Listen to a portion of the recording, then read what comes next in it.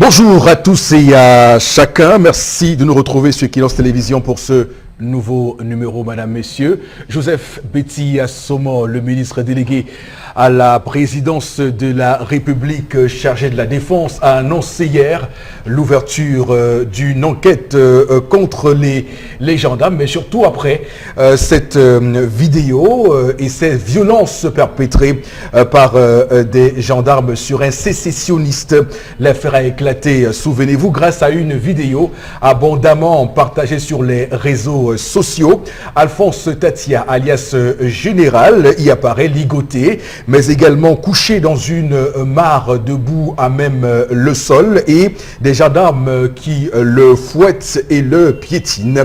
L'homme crie sous l'effet des coups assénés par ces gendarmes-là, ce qui montre bien un pourrissement de cette sale guerre, pour reprendre ici les termes chers à Achille Bembe, l'universitaire camerounais, qui, comme vous le savez, vit aux États-Unis. Donc voilà l'ambiance telle que vécue dans cette partie du Cameroun, où l'impact socio-économique dû à cette crise commence à se faire ressentir. C'est extrêmement grave ce que vivent les populations de ce côté-là, alors que nous sommes à la veille du 20 mai, la célébration de la fête de l'unité nationale au Cameroun.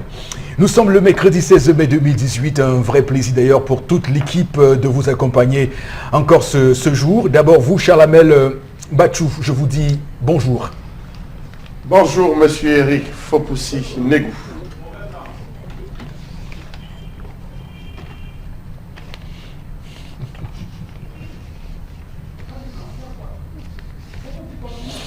Voilà, pour un silence important qui montre bien que nous aurons l'occasion tout à l'heure de ne pas vraiment nous ennuyer. Lorsqu'il sera 10h30, ce sera dans le cadre de la colère, la chronique quotidienne de Charlamel, monsieur Bachou. Également sur le plateau ce matin, Florazé. Bonjour. Bonjour, il faut aussi. Bonjour à vous sur le plateau et à nos chers téléspectateurs. J'aime bien ça depuis le matin. Il y a une énergie très positive. Alors, lorsqu'il sera 11h passé de 6 minutes, nous allons revenir sur ce qui fait le buzz sur la toile. Notamment cette réaction de Ténor, l'artiste rappeur, musicien, hip-hop et tout comme vous voulez, qui a donc intervenu et qui s'interroge sur le comportement des Camerounais. On se rappelle que le 12 mai dernier, Fally Ipupa était en concert au Cameroun. Il a fait Sadcom du côté du Palais des Sports à Yaoundé. Ténor s'interroge. Que se passe-t-il avec les Camerounais? Avec vos frères camerounais, vous ne remplissez pas les stades, vous ne remplissez pas les salles de spectacle et autres. Quand un autre artiste vient d'ailleurs, vous vous levez, vous achetez les billets, etc. et tout. Donc au cœur de cette information, on va encore essayer de lever certaines interrogations et surtout penser aux réactions des internautes. Bon, on va dire que c'est un débat qui est lancé. On verra également avec tout ce qu'on peut imaginer comme réaction sur ce plateau. On va se projeter, pas se projeter, on va revenir donc pour voir si il y a 20, 30 ans, le Cameroun était autant soumis à ce type de questions que maintenant. Est-ce que les artistes à l'époque avaient se posaient ce type de questions? On aura l'occasion d'y répondre via la revue des réseaux sociaux de Florazé. Et pour revenir sur l'ambiance que vous évoquiez sur ce plateau, au début, on va dire qu'il y a un silence parleur qui a été inauguré par Charlamel, monsieur Bachou. Donc c'est normal qu'on prenne la suite et qu'on fasse monter. Il n'a pas arrêté depuis qu'il est silencieux. Merci Charlamel. Également sur le plateau ce matin, Boro Bengan, bonjour et bienvenue. Bonjour monsieur Fopoussi Negou. Bonjour à vous chers téléspectateurs. Je salue particulièrement le préfet du département des Hauts-Plateaux à l'ouest du pays. Il a commencé sa campagne pour le RDPC et son candidat aux prochaines élections.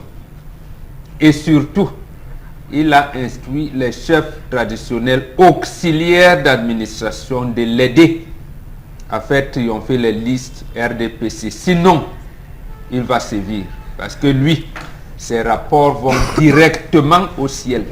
Bonjour, monsieur le préfet. Merci. Cela montre bien, et c'est extrêmement grave, c'est un scandale d'État que de voir un préfet d'un département donner avec autant de menaces, avec un ton aussi martial, des instructions de vote à des populations. C'est inacceptable en République, dans une démocratie comme la nôtre.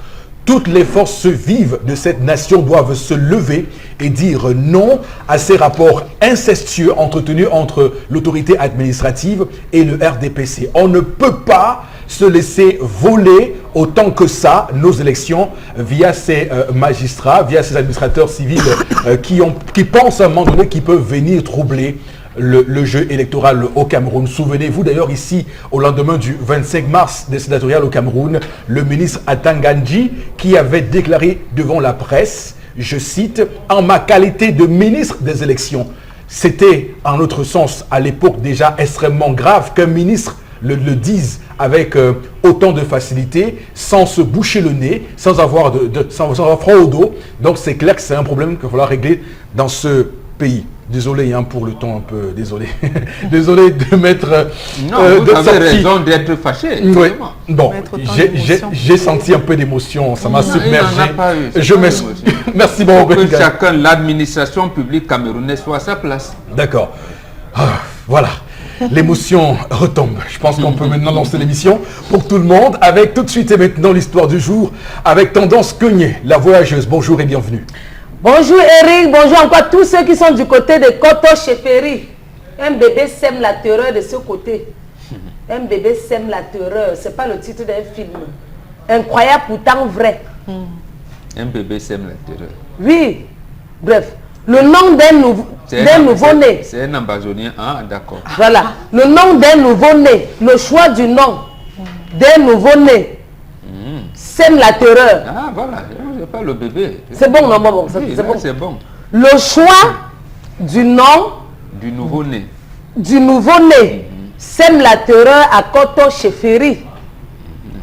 J'ai vécu ça hier. Ce n'est pas qu'on m'a dit, parce que souvent on me dit. Mais cette fois-ci, j'ai vu. Je vais parler aux gens. Parce que quand c'est pour moi aussi, on parle. Je suis allée chez une amie hier à Koto Cheferi, Mbombo. Au retour, j'ai vu l'attroupement. Donc, à Koto Cheferi, il y a eu une clinique que je vais taire le nom. C'est un gars qui discutait donc, il parlait dans cette clinique. Il parlait fort. Il a même parlé au point où, en partant, même, il était très fâché. Quand je me suis avancé, il dit que papa, mon beau, dis-moi un peu. Un homme ne va pas comme ça. Papa, explique-moi, pardon, mon beau. Il dit qu'il a fait un enfant avec une fille. Bon, autant bien tes tympans. Oui, j'écoute, ma fille. Tu es un doyen. Je sais pourquoi il te demande de tendre tes tympans. Il a fait un enfant avec une fille. Pendant que la fille était enceinte, chaque jour, maladie, donc, c'était une première part. C'était sa première fois de porter la grossesse. Donc, étant enceinte, chaque jour, elle était malade. C'est comme ça que le gars dépensait. Il a fait le trousseau, il a tout fait.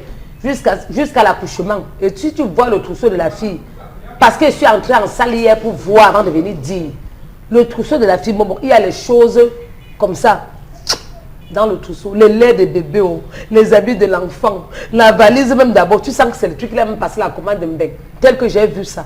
Je suis sûre que le trousseau de l'enfant a pris l'avion, tel que je suis entrée dans la salle. Les draps même qu'il y avait sur le lit, ce n'était pas les doigts. Et c'est le genre de femme où tu envoies chercher le mungouya même à 2 h du matin. Tu apportes elle ne mange même pas.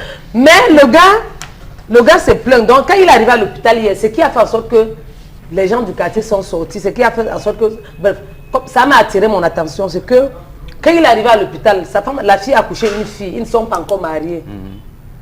Quand il porte l'enfant, il commence à rire. Enfant, le monime de ma mère. Oh, bébé Marie-Madeleine me tout. Et voilà le nom. Il disait que bébé Marie-Madeleine me tout. Me tout Marie-Madeleine, le monime de ma mère. Ouh, le Seigneur est merveilleux. Oh, merci Seigneur.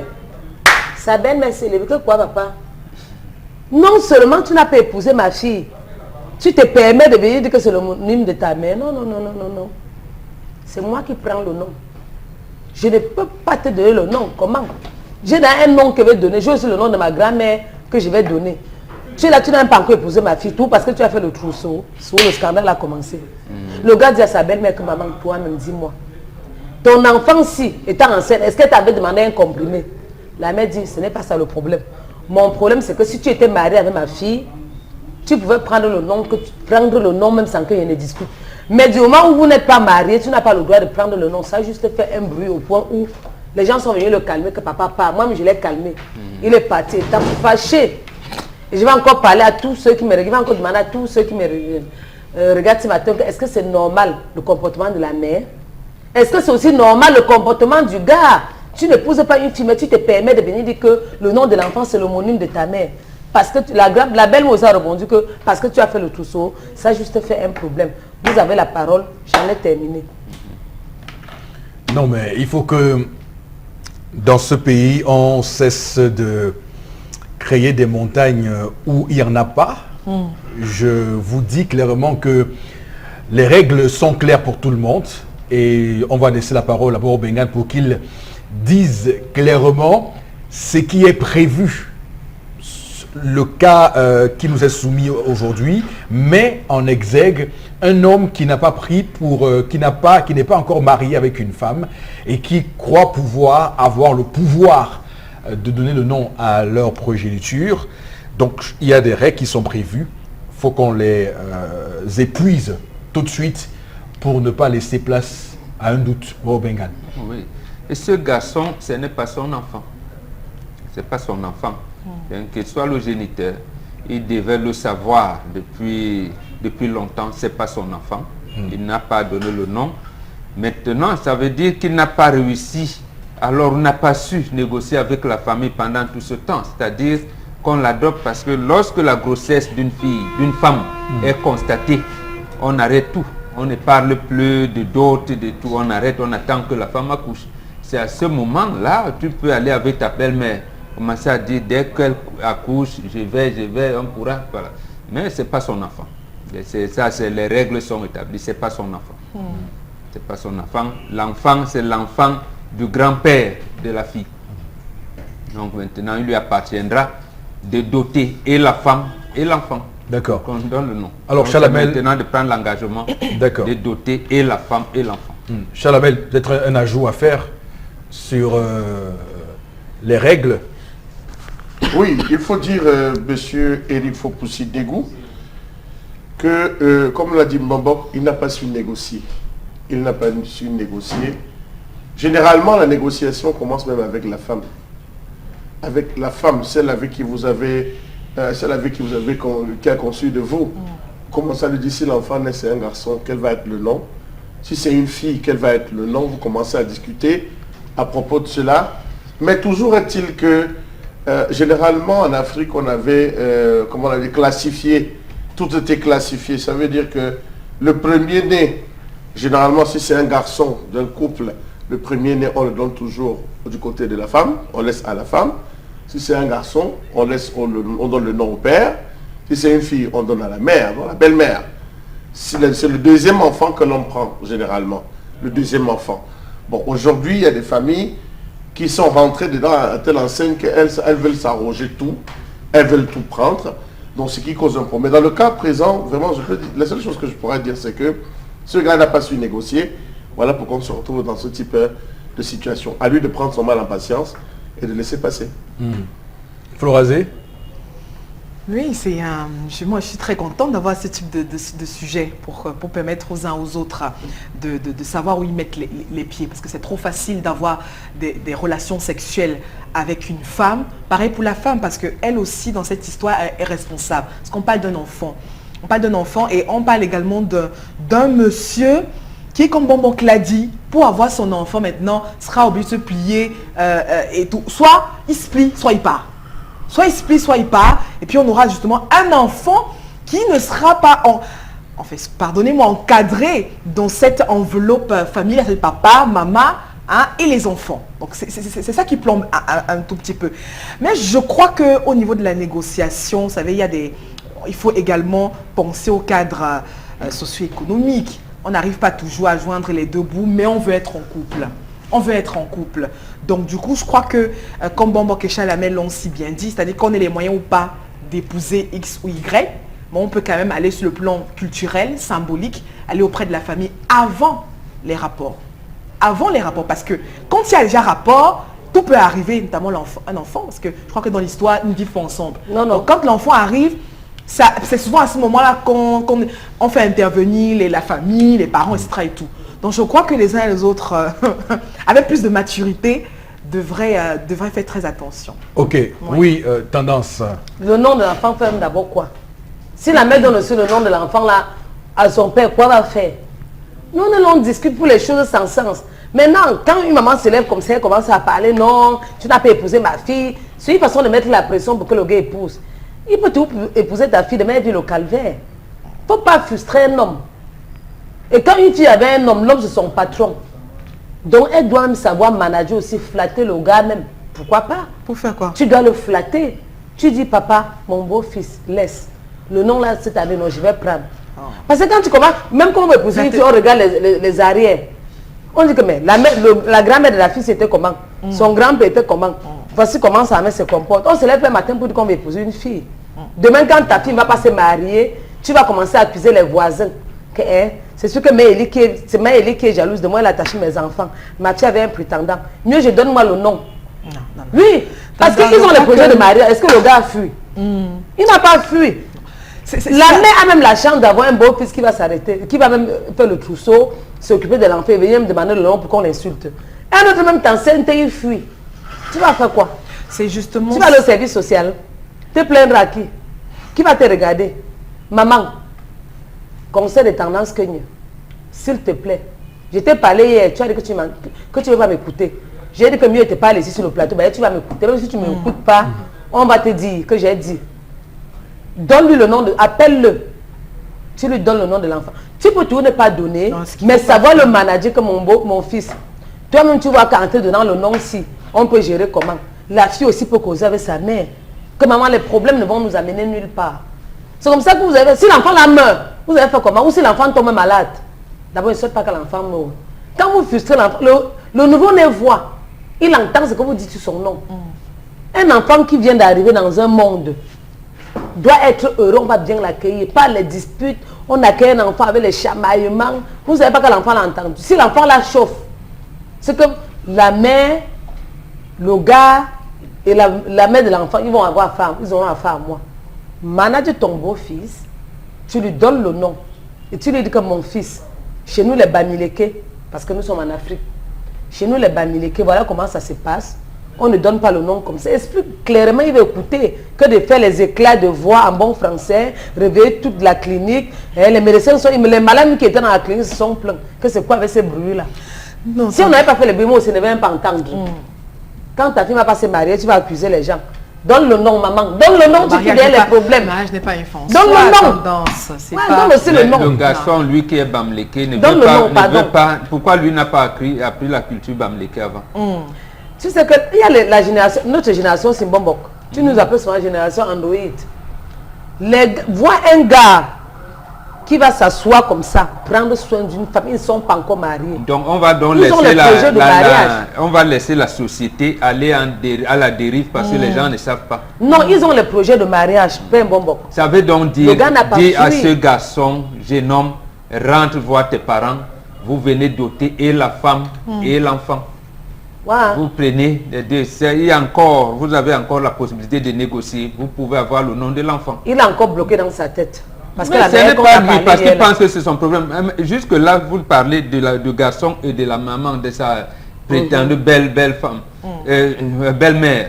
Mais vous n'avez pas, les hommes n'ont encore rien dit. Vous faites comme si ça dit que lorsqu'ils vont décider là, ça va aller. Non, les hommes n'ont encore rien dit. Donc le garçon, il a la possibilité encore de négocier. Parce que quand on le frustre comme ça, il va aller dire à ses collègues de service.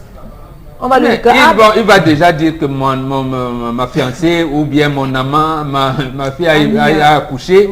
Voilà le problème qui se pose. Quand il va dire à ses collègues, on va dire que gars, avec tout le trousseau que tu as fait, tu ne prends pas le nom man. Ça va le déstabiliser. Il risque même de partir et puis revenir. Oui. On connaît les... Alors, Florazé va également rebondir sur les propos de tendance ce matin. Oui, non, tendance. Vraiment, on n'est pas en mode de supplication pour peut-être retrouver le jargon local. Vraiment, et il faut qu'on sorte ces idées reçues. Parce que c'est justement dans nos traditions, dans nos cultures, on dit non, il faut tâter le terrain. C'est-à-dire qu'il faut que la fille prouve qu'elle n'est pas stérile, qu'elle peut faire des enfants et tout. Donc, du coup, on vous dit avant le mariage, il faut d'abord qu'elle nous propose, elle nous donne un joli bébé. Ainsi, on confirme et là, on peut aller l'adopter. Voilà. On peut aller l'épouser. Il faut qu'on sorte ces idées reçues. Je vous dis qu'au moins à 70%, les hommes qui courtisent les femmes là, C'est que la première chose, c'est une preuve d'amour. Tu sais, ma famille, ma maman est un peu très exigeante, etc. et tout. Hein, prouve, ferme la bouche de tout le monde, prouve que tu peux faire un enfant, que tu n'es pas stressé, etc. et tout. Mais c'est ça, on est ancré dans ce type de... Ça fait que quand les gens se mettent ensemble, même la fille, elle est tellement frustrée que elle me dit à l'homme, vraiment, faisons un enfant. Au moins pour que je sois bien vu auprès de ta famille et tout. Faisons un enfant. Mais justement, il y a dans ce type de problème qui arrive. Parce qu'il faut être marié pour comprendre un certain nombre de choses aussi. Comme aussi, je dis que ce n'est pas une fin en soi. Mais pour éviter ce type de désagrément. Parce que ce gars n'a pas droit de citer, il n'a pas parole. Cet enfant, comme on l'a dit, ne lui appartient pas. Donc par contre, s'il avait... Parce qu'il est issu justement de ce type de famille qui apprécie que la fille fasse un enfant au mariage, hein, parce qu'il faut supporter, ou alors je sais pas moi quoi. Vraiment, il faut qu'on sorte de ce type d'idées reçues. Moi, c'est mon avis. Et c'est ça qui plombe les relations. D'accord. Je vais blesser certains, surtout en Afrique. Ça qui plombe les relations et qui continue de marginaliser la femme. Je peux vous dire que vous êtes sur une bonne piste, Florazé, ce matin. Je peux vous le dire, c'est rare que je vous le dise. Ah, non, oui, ça ne me blesse pas. C'est rare que je vous le dise, ça ne me mais blesse pas, ouais. Pour une fois, je suis... Elle sera conseillère matrimoniale. Oui, pour une fois, j'acquiesce sans réserve ses propos. C'est très rare sur ce plateau. Oui, Charles Hamel. Monsieur Eric Foposi Negou, il y a des années ici où il est automatique pour chaque fille de laisser un enfant avant de partir. Notamment chez les bêtis. Je dis, il est automatique de laisser un enfant avant de partir. C'est qu'on appelle ça la messe. On le disait pour une famille qui n'a fait que des enfants, de laisser des enfants à la maison avant de partir. L'Afrique a toujours eu des cas d'exception. Et ça, c'est une exception. On se basait sur le comportement du gars. Voici un gars qui arrive. Voici un gars qui vit avec notre fille. A-t-il de bonnes intentions? A-t-il un bon comportement? Est-il sociable? Est-il serviable? On étudiait le garçon. Petit fait des Je enfants. pense que ce garçon, en aucun moment, n'a manqué de respect vis-à-vis de sa belle famille. Tendance nous a dit qu'il a pris en charge tout. Ça veut rien dire. Il s'occupe de l'enfant. Est-ce que ça se résume Ça à ne l'argent? vaut rien, Est-ce que ça se résume à l'argent, Charles Je ne Hamel? parle pas en termes d'argent. Pourquoi vous voyez le matériel? Mais ça ne vaut rien. Pourquoi vous voyez le matériel? Parce que si vous pesez... le matériel n'est vous que mettez symbolique. dans la Non. balance le fait qu'il soit occupé Le matériel de la n'est que trousse. symbolique. Oui. Vous regardez le trousseau, je ne suis pas au niveau du trousseau. C'est vous qui regardez ça avec vos yeux d'occidentalisé. Non. Oh, c'est le ça comportement.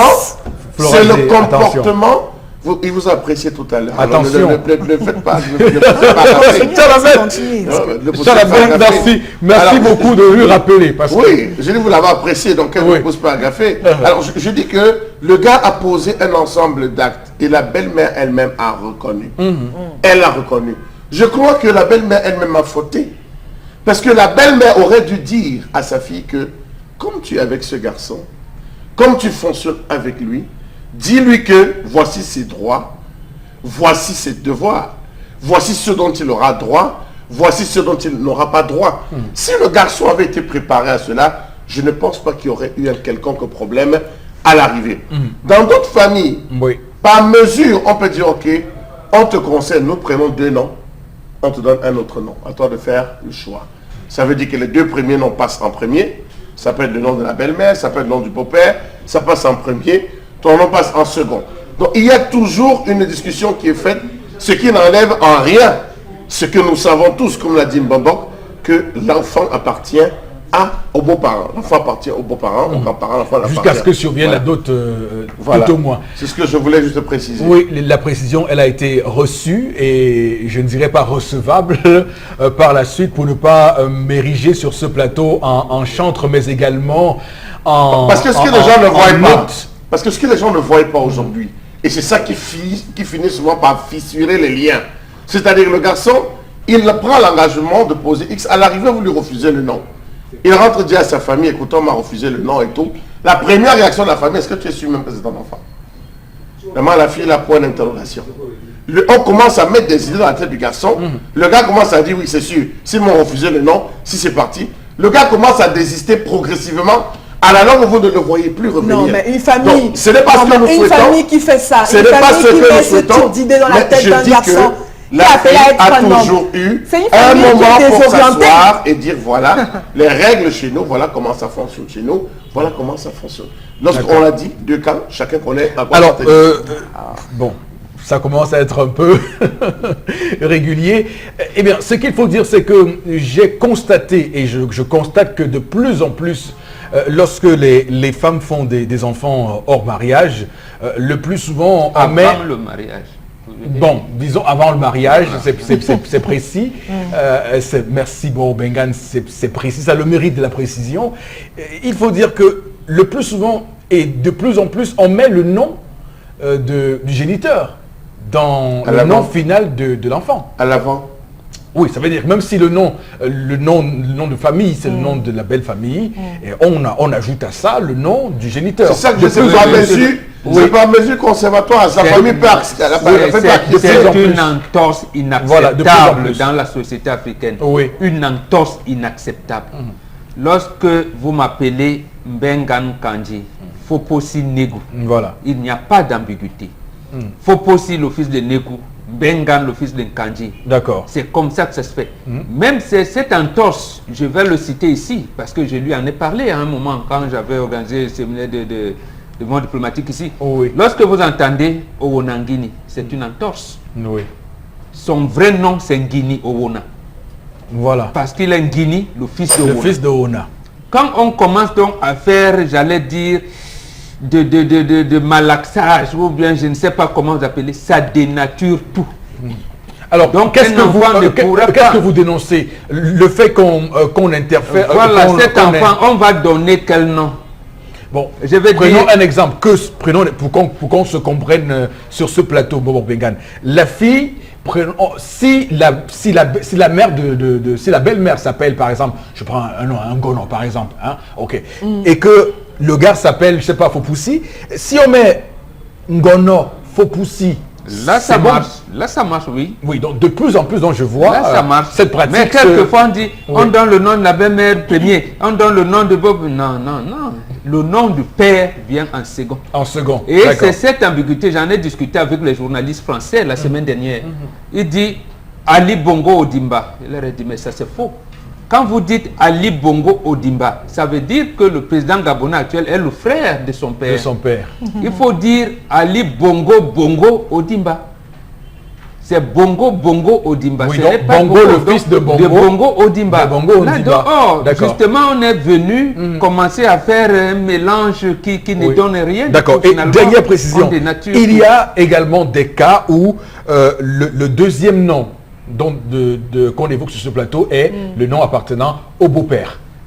C'est une entorse. C'est une pratique qu'on pourrait accepter? Non, c'est une entorse. Le deuxième nom, c'est le nom du père.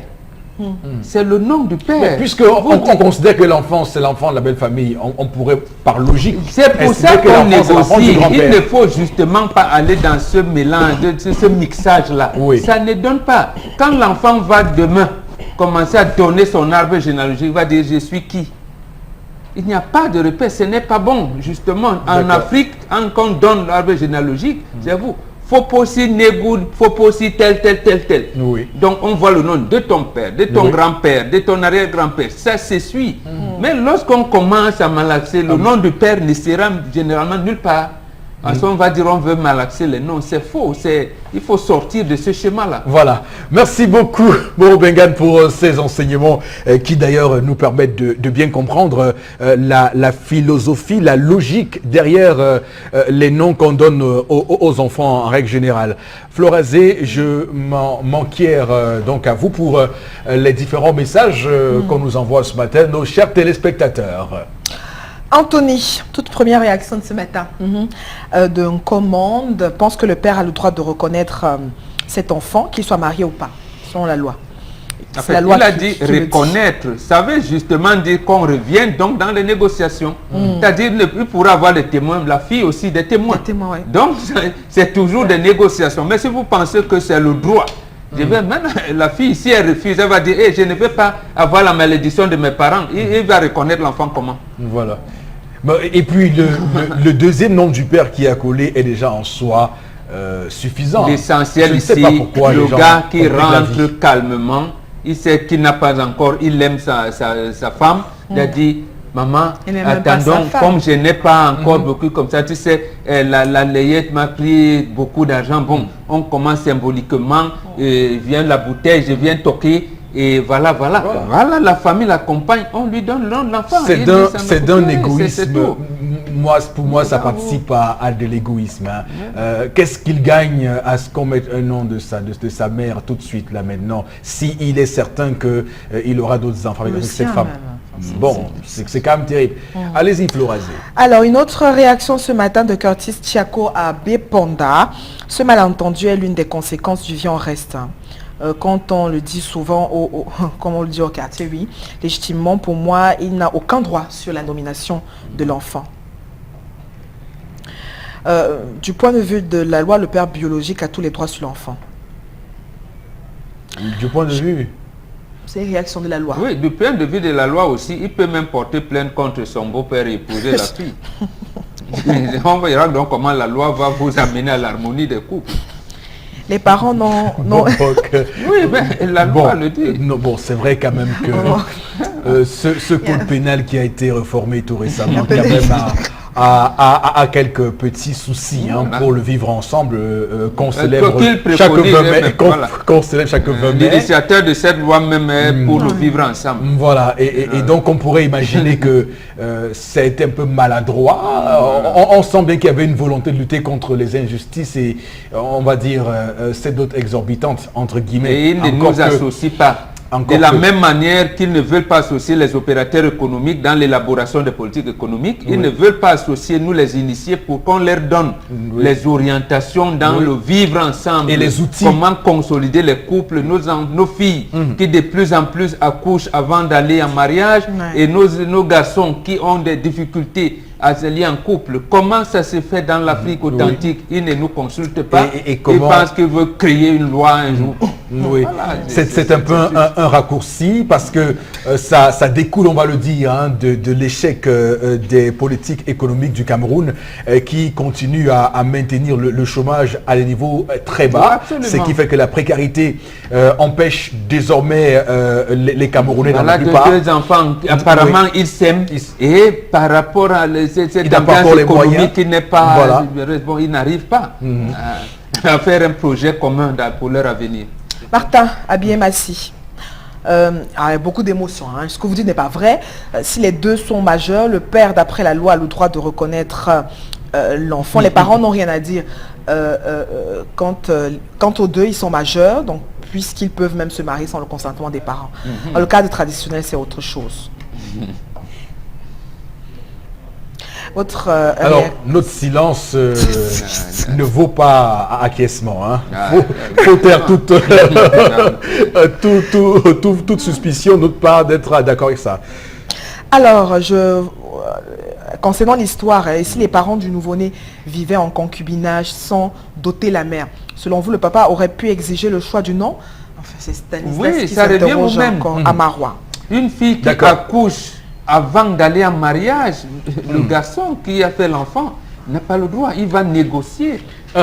Merci beaucoup à vous, chers téléspectateurs, de rester sur Equinox Télévision, de garder bien votre attention sur notre antenne Equinox Télévision. Voici la suite de votre programme.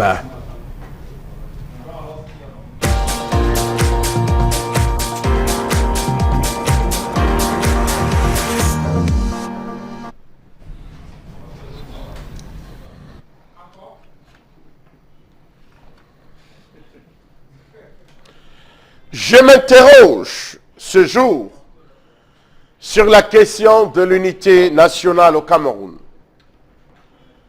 Sommes-nous vraiment unis au Cameroun, comme le dit l'hymne national? Est-ce que tous les enfants du nord au sud, de l'est à l'ouest, du centre au nord-ouest, du sud-ouest à l'extrême nord ou du littoral sont unis? Quelle est la place de l'équilibre régional dans le processus d'intégration nationale. Rendu à 57 ans après les indépendances, le berceau de nos ancêtres ressemble étrangement, selon les observateurs internationaux, à un gigantesque sarcophage de 475 000 km², au contraste controverses, incertitudes, bataille des réseaux, guerre des clans et insouciance se disputent la scène.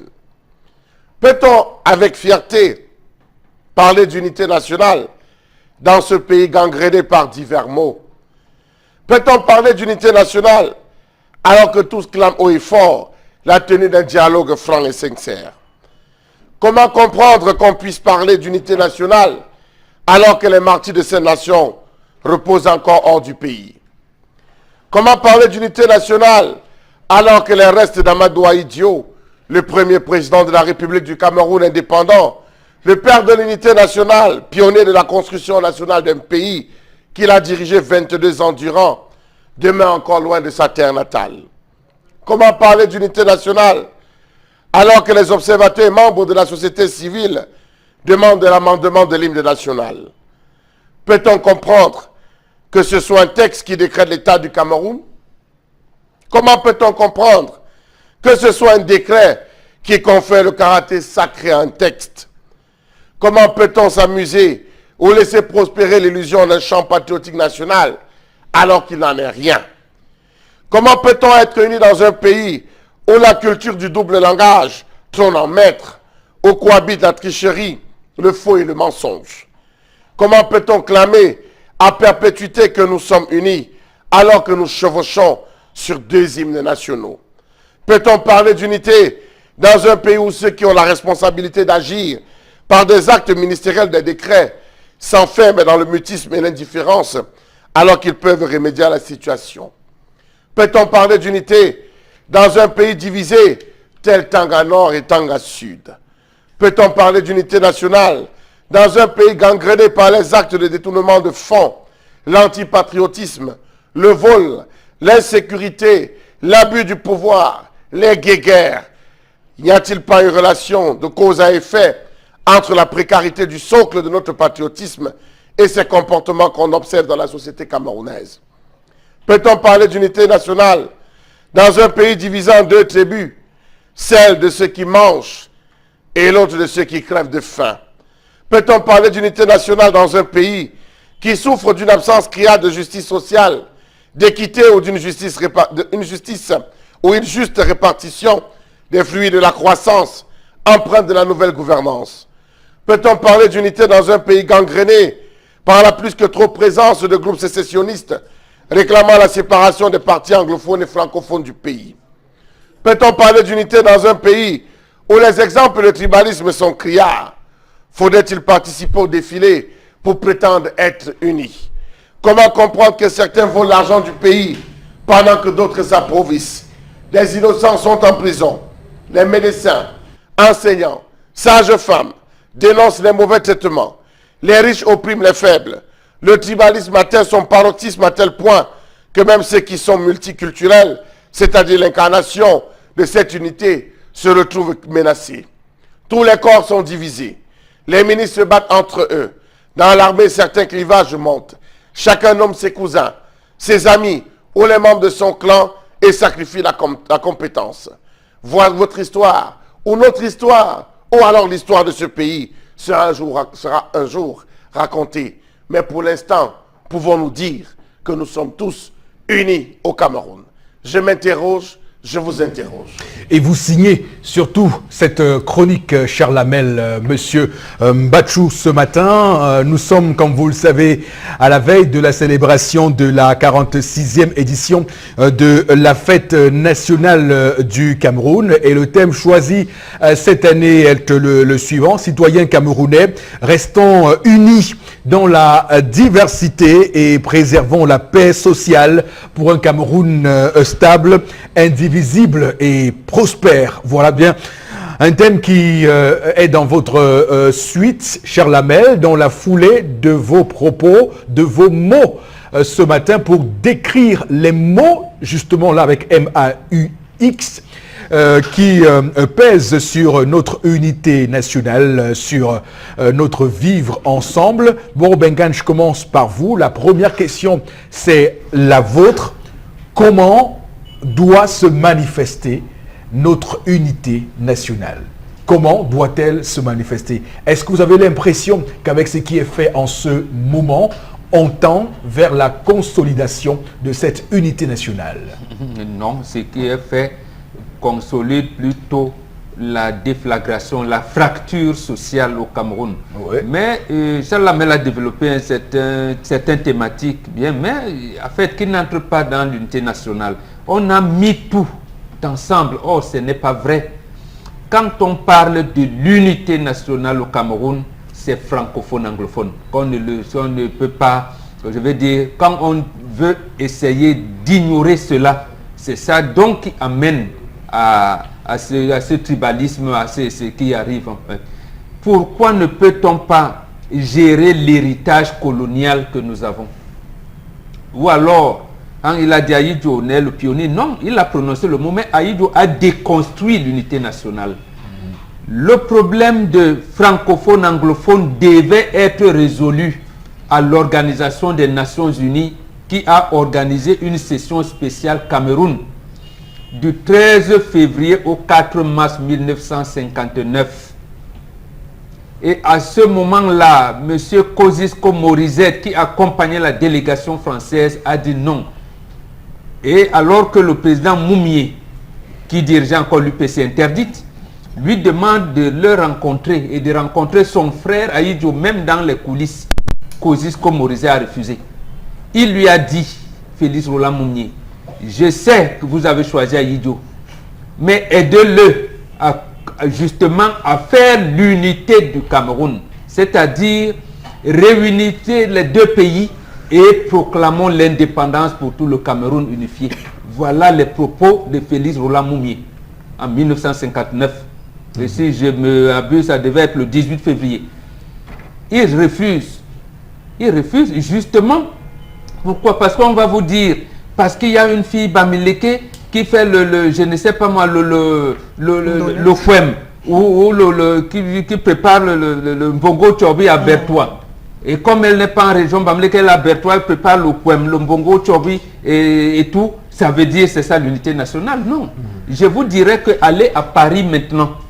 Le chinois va vous servir le ndolé et le Mbongo Tchobi. C'est que vous appelez ça quoi? L'unité nationale avec les Chinois? Non. Donc en fait, c'est le problème francophone-anglophone qu'il faut gérer. Il faut savoir gérer. Le reste des problèmes resteront. Un Français, il pouvait vous dire Corse. Même dernièrement, lorsqu'on a mis en fait, Vincent Bolloré, on vous dit le Corse. Oui. Mais il est français. Il est français. Ça ne le divise pas. Je veux dire, il n'y a pas de rivalité entre lui et le peuple de France. On sait qu'il est français. Vous parlez j'allais dire, de l'Allemagne tout le temps. Donc, le Cameroun, d'après même les sources ancestrales, l'Afrique vit dans le fédéralisme. C'est pour ça qu'on vous parle de pays Bamileke, pays Beti Boulou, pays Bassa, pays tel. Le reste des choses, vous les verrez partout. Par exemple, ici à Douala, un Akwa n'acceptera pas être dirigé par un Daido. D'accord. Et pour par quelqu'un du canton Bel. C'est même pour cette raison que l'administration territoriale a même du mal à gérer 3 chefferies de premier degré dans le même arrondissement. Or, okay, ils ont le même problème dans l'arrondissement de Bangou. Alors, entre les Bangou et les Balengou, qu'est-ce qu'il faut faire? Donc, voilà le problème. Donc, si on lit tout ça, au même moment, on ne gérera pas, on ne va pas liquider l'héritage colonial. J'ai une question pour vous. Bon, d'accord. J'ai une question pour vous. Comment doit-on donc consolider cette union entre francophones et anglophones? Justement, revenir au fédéralisme. Revenir au fédéralisme. Mais maintenant, le fédéralisme ne doit pas être en 2 États. Ou alors, si on veut venir à la décentralisation, on fait la décentralisation réelle des 10 régions. C'est-à-dire que chaque région a son conseil régional, son assemblée, qui décide du développement de sa région. Et là, dans toutes les régions, vous verrez que, venons le gars du sud-ouest, il y a des Bakweri là-bas qui sont sawa. Mais ils ne vont pas venir faire le Ngondo et tout ça. Il faut d'abord cette décentralisation là ou alors fédération. Mais l'autre chose, comme changent les dénominations, que nos élites, moi j'interpelle là le sultan de Bamoun, il ne faut plus qu'il accepte les dénominations du genre Assemblée traditionnelle et culturelle du peuple Bamoun. Ce n'est pas possible. Assemblée traditionnelle et culturelle du peuple Sawa Longondo, Assemblée traditionnelle et culturelle de Mpo, de Logompo, Assemblée traditionnelle et culturelle de Mendouba. C'est faux. Ce sont des nations. Si ces peuples existent, commencent à vivre comme des nations, justement, on ira donc facilement dans ce vivre ensemble dont on promet. C'est-à-dire même l'enfant dont on discutait le nom tout à l'heure. Il sait bien qu'il est bamliqué. Mais il sera sûrement dans la culture d'un village là-bas, où les us et coutumes sont encadrés. Et il sortira de là, même Jésus que vous priez. Son père a dit quoi? Je l'envoie pour sauver les brebis perdues d'Israël. C'est avant de mourir qu'il vous dit, en moi il n'y a ni juif, ni chrétien, ni romain. Mais on a même du mal à l'entendre. Donc en fait, ça existera toujours, mais ça ne peut pas amener à j'allais dire à des clivages ADN. Ok. Voilà. Alors, mais ce qu'il faut surtout dire, et dans le sens de ce que vous avez développé sur ce plateau ce matin, c'est que dans ce contexte d'unité entre anglophones et francophones, va falloir qu'on évacue la question de la marginalisation des anglophones dans ce pays, parce que pour reprendre ici un terme cher à Rousseau, le pacte et le contrat social, est-ce que le contrat social qui nous a liés aux anglophones nous permet aujourd'hui de leur concéder quelques présences sur l'échiquier national? Est-ce qu'ils se sentent camerounais dans la langue? Parce que le français a une prééminence, on le voit bien dans les édifices et un peu partout au Cameroun. Est-ce qu'il n'était pas également de bon ton, lorsqu'on décide de mettre en place ce contrat social, qu'on essaye d'aplanir la question de la langue? Était-il utile de mettre en relief deux langues officielles comme le français et l'anglais, sachant qu'à un moment donné, la démographie et toutes les contingences historiques pouvaient jouer sur l'inégalité de traitement de ces langues-là? Ne fallait-il pas adopter une langue nationale camerounaise? Bon, Bengan. Absolument. Oui. Absolument. Il fallait adopter, peut-être commencer par 3 ou 4. C'est-à-dire que si on dit le Grand Nord doit parler le Foufoulde, oui. On garde le Grand Sud doit parler ceci, on allait adopter, on allait comme ça progressivement vers des langues de communication locale et aboutir plus tard à une langue nationale. Le français qu'on parle, c'est une langue d'une région en France.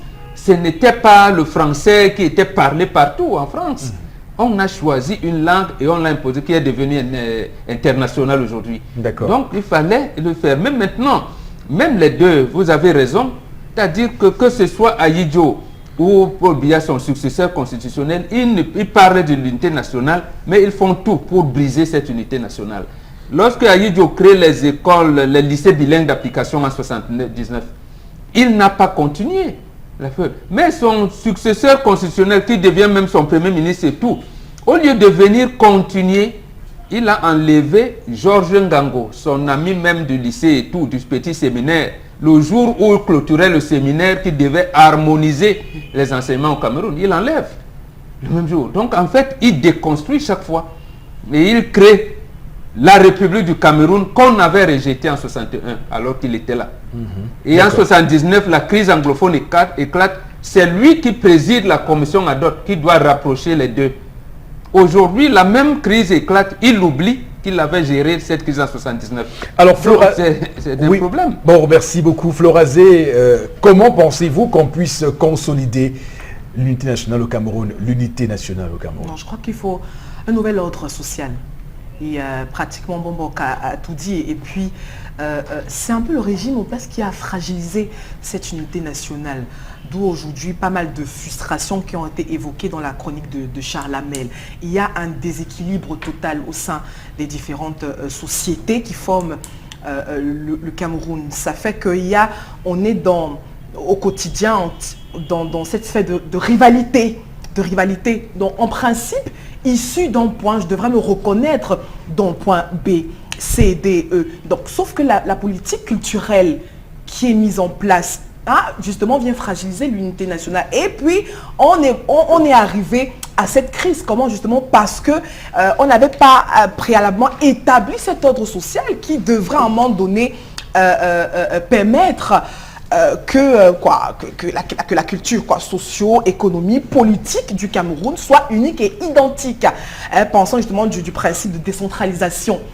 Alors, tant qu'on on est dans une sphère où c'est une minorité qui se sert, c'est une minorité qui comprend le mot unité, et on a donc un déséquilibre dans les classes sociales. Après, on arrive justement au langage des personnes frustrées, le langage étant violent, et puis la question du tribalisme qui revient, qui ne devrait même pas être un problème. Ces différences devraient être plutôt un atout, comme Wok l'a dit. C'est-à-dire l'unité nationale se révèle pas seulement au niveau des mets traditionnels, des danses et autres. C'est un mode de vie. C'est un mode de vie parce que la vie n'est que politique, mais c'est un mode de vie qui devrait être impulsé par une dynamique gouvernementale. Donc, sauf qu'on n'est pas à ce niveau, et voilà pourquoi. Et c'est même bien qu'on soit... Je ne dis pas que la crise elle est bonne, mais c'est bien qu'on soit arrivé à ce type de dénonciation, de revendication, pour qu'on se pose les réelles, les bonnes questions pour permettre qu'il y ait un ordre social bien établi et qui n'exclut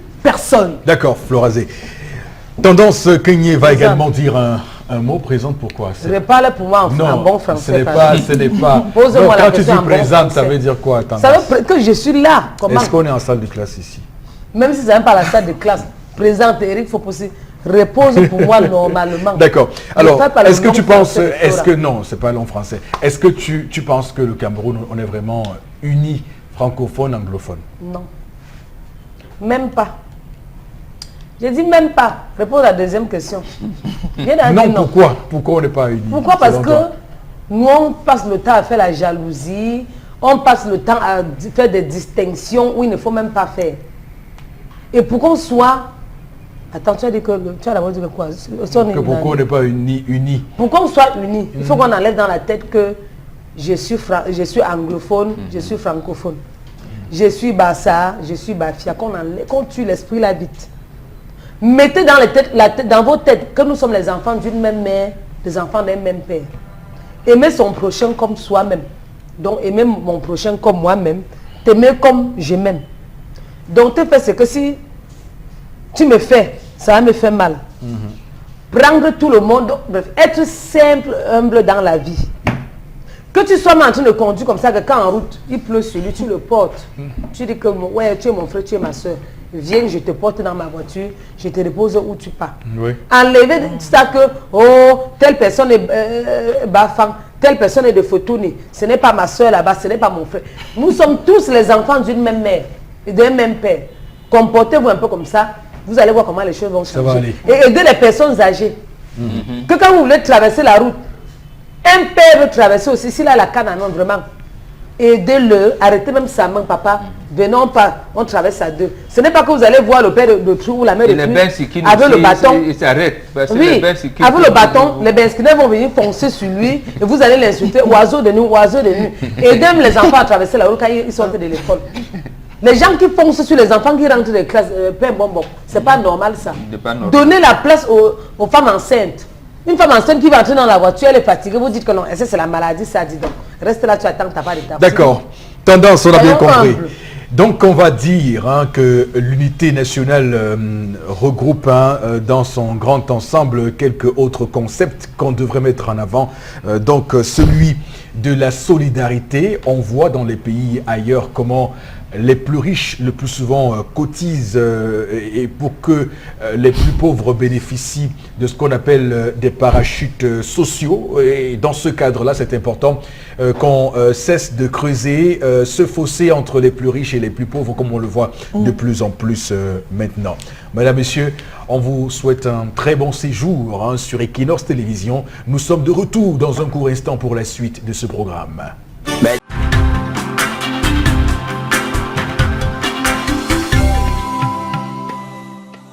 Deuxième partie de votre émission reconnue d'utilité publique sur Equinox Télévision, la chaîne qui, au-delà de l'image, vous rencontre. Et j'ai quelqu'un qui, hier encore, d'ailleurs, ironisait un tout petit peu sur notre magnifique et brillant slogan. Il disait qu'au-delà de l'image, nous sauvons des vies. Bah, merci infiniment de le dire. Hein. Nous recevons cela avec beaucoup d'humilité et beaucoup de plaisir en même temps. Pour cette deuxième partie de l'émission, qu'il me soit permis, mesdames, messieurs, de vous laisser en compagnie de Florazé pour qu'elle livre pour nous la teneur de quelques messages que nous recevons via les numéros habituels. Florazé, allez-y. Alors, donc, cette deuxième partie, nous commençons avec Ngoko Raïssa qui dit qu'il faudrait d'abord amener les Camerounais à comprendre qu'il n'y a pas d'anglophonie, de francophonie. Nous sommes tous Camerounais. Notre réaction, l'homme doit laisser le nom à la fille. C'est Ronel Abipanda. Les coutumes, nos coutumes n'ont aucun sens. C'est ce qui cause les problèmes d'enfants sans père. Voilà. Et justement, nos coutumes ne reconnaissent pas un enfant sans père. Si vous les avez, puisque vous ne les avez pas étudiés, heureusement. Lorsque vous enceintez une fille, vous vous présentez auprès de sa famille. La première chose à vous dire, c'est qu'on ne dote pas une femme enceinte. Vous attendez. Pendant cette période, les négociations commencent. Vous négociez pour qu'à la fin, l'enfant vous revienne. Parce que vous aurez donné un statut à cette fille qui est grosse, sérieux, vous allez vous marier ou pas. Maintenant, il y a des castes. Vous pouvez naître dans une famille d'initiés. On dit à la fille, vous n'êtes pas destinée à mariage. Même cette fille-là, qui va faire des enfants, ces enfants ont toujours un statut. Les autres femmes, vous trouvez un homme, un couple qui n'a fait que des filles. Elle peut bien choisir, ma première fille ou ma deuxième n'ira pas en mariage, elle va faire de tout. Les enfants qu'elle va donner là, parce qu'elle n'ira pas en mariage, ont des statuts. Donc apprenez, chers amis, surtout lisez, Tchekanta Diop a écrit dessus. L'Afrique noire précoloniale, c'est la présence africaine, allez lire. Et d'ailleurs, à votre suite, Boro Bengan, j'aimerais quand même appeler nos compatriotes à une forme d'humilité, à une attitude, David, de savoir. Socrate le dit si bien, je ne sais qu'une chose, c'est que je ne sais rien. Lorsqu'on a une telle attitude face aux situations, surtout lorsqu'on parle de tradition africaine, ça permet, et moi je le dis parce que je suis un converti désormais de cette pratique-là, grâce à vous, Boro Bengan d'ailleurs. Donc dans cette pratique-là, c'est important de se questionner et de se dire qu'est-ce qu'on ne sait pas et qu'est-ce qu'on doit savoir pour avoir un regard beaucoup plus complexe, et beaucoup surtout, plus profond. Comment on parvient à avoir une identité propre. Voilà. Lorsque vous vous appelez Mamadou, lorsque vous appelez Mbengan, quelle est votre identité? Et justement, l'Africain a compris ça le premier. Donc l'enfant qui naît doit d'abord avoir une identité propre. Et après, on éveille en vous l'âme de Dieu qui sommeille en vous. Absolument. Donc, et je suis actuellement en négociation avec mon père pour que désormais le Eric qui est sur mon nom ne soit plus adopté. Qu'on enlève. Oui, il faut bien négocier. On enlève un mec. Oh ben, il faut pousser Négou. Il faut bien négocier parce que c'est pas moi qui me suis nommé. Donc il faut bien que la personne qui m'a nommé. Votre identité. Moi, j'ai négocié. Sur votre identité. J'ai négocié pour qu'on enlève le prénom. Il faut négocier pour que... Parce qu'on respecte ses parents. On respecte ses parents. On honore ton père et ta mère. Votre papa vous a donné un nom. Oui. Vous ne pouvez pas parce que la loi vous l'autorise. Vous le portez valablement, votre faux Négou. Mais Eric, il va négocier avec papa pour enlever Eric. Bon, donc ça se négocie. Ça se négocie. Si vous entendez mon nom de famille, honorez votre père et votre mère, honorez vos parents. Vous dites papa, vous m'avez donné tel nom, vraiment je sais, mais je suis en voie de... Vous négociez, il vous dit non mon fils, moi-même, comme on m'avait évangélisé, c'était que bon, vous avez le droit. Mon nom de famille, peut rectifier le tir sur ses progénitures. Ah, il faut pousser. Mon nom de famille, si on te traduit ça en français, c'est tellement... On ne traduit même pas. Donc, quand on met le nom de quelqu'un, Moa, si je vous traduis ça en français... Si on traduit la montagne en bas, et même vont refuser le nom. Non, donc les si Si vous traduisez mon nom de famille en français, vous allez fuir. J'ai même pas besoin de traduire. Non, mais c'est tellement moche. Non, mais c'est d'ailleurs. Ils vont aussi négocier mon C'est d'ailleurs le nom, c'est d'ailleurs ce qu'on reproche le plus souvent à certains noms français. Quand vous voyez des gens qui s'appellent de la ruche. La fenêtre. Tu as dit quoi hier, Madame Poivron. Madame Poivron. Madame Poivron. Béatrice Poivron. Oui, allez-y, Florence.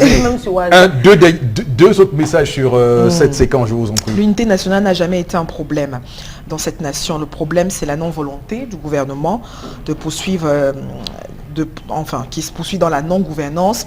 Le Camerounais vit ensemble depuis 58 ans sans problème. Les gens sont tout simplement frustrés. Pour que les Camerounais, voilà, je crois que le même message est revenu 2 fois. Une autre réaction, c'est normal que la femme prenne le nom s'ils ne sont pas mariés. Voilà. Merci beaucoup. C'est tout pour le message en question? Oui, c'est tout pour le message en D'accord. C'était laconique, mais fort intéressant d'ailleurs. Merci beaucoup, madame, monsieur, de rester sur Equinox Télévision. On va tout de suite tourner une belle séquence de télévision avec Florazé. Il s'agit de la revue des réseaux sociaux. Oui, Eric Fopoussi. Pour ce mercredi, 3 informations pour la revue des réseaux sociaux. Déjà, on se pose une question. Que se passe-t-il sur l'autoroute Kribi-Lolabé?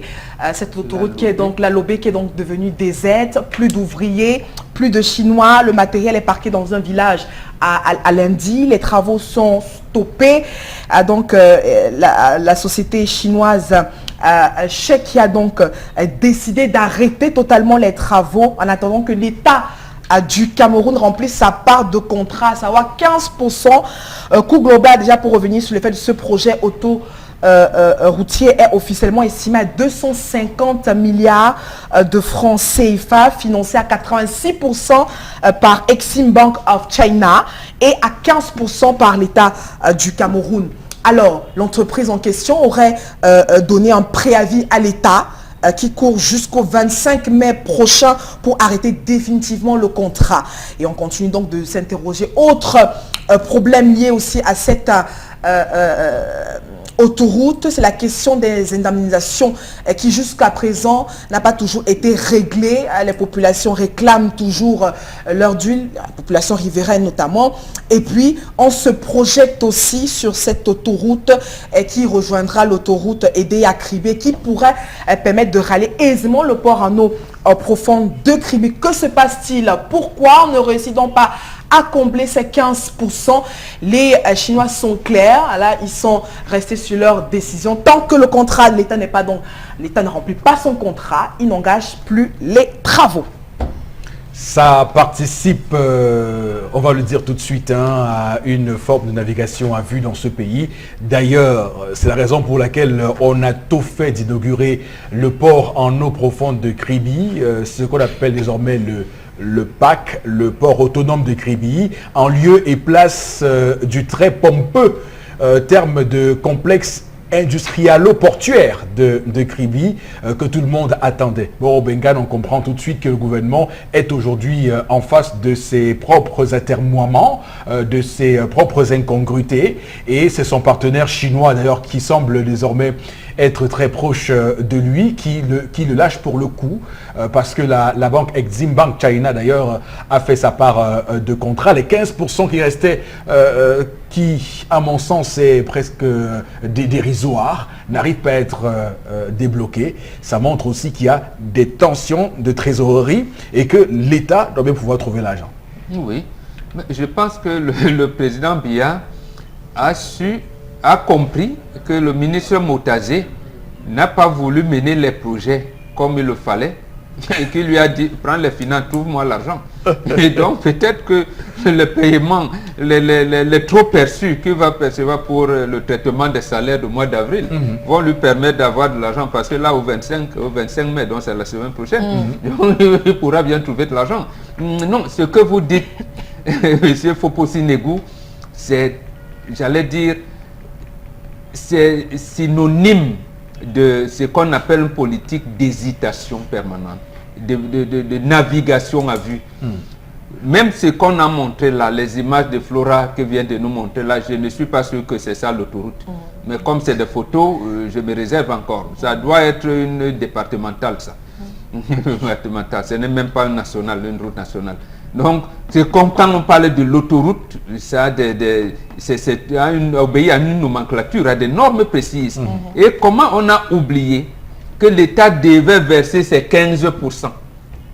Donc, c'est fait exprès. Et en plus, les Chinois disent c'est à l'État du Cameroun de procéder aux indemnisations. Et la loi dit qu'on doit indemniser les populations avant même d'entamer les travaux. Mais et chaque fois, on ne le fait pas. Et des autorités administratives sont même en prison par rapport à ça. Je pense même 2 anciens sous-préfets de la localité, il y en a un qui était nommé préfet qu'on est allé cueillir. Et le procès est plombé à Yaoundé. Dans le Ndé. Je rappelle, on a le cueilli dans le Ndé. Voilà, donc voilà. Ça la je pense à vous. Voilà. D'abord, le nom de baptême port en eau profonde a été changé. Comme vous disiez tout à l'heure qu'on ne peut pas changer le nom de baptême.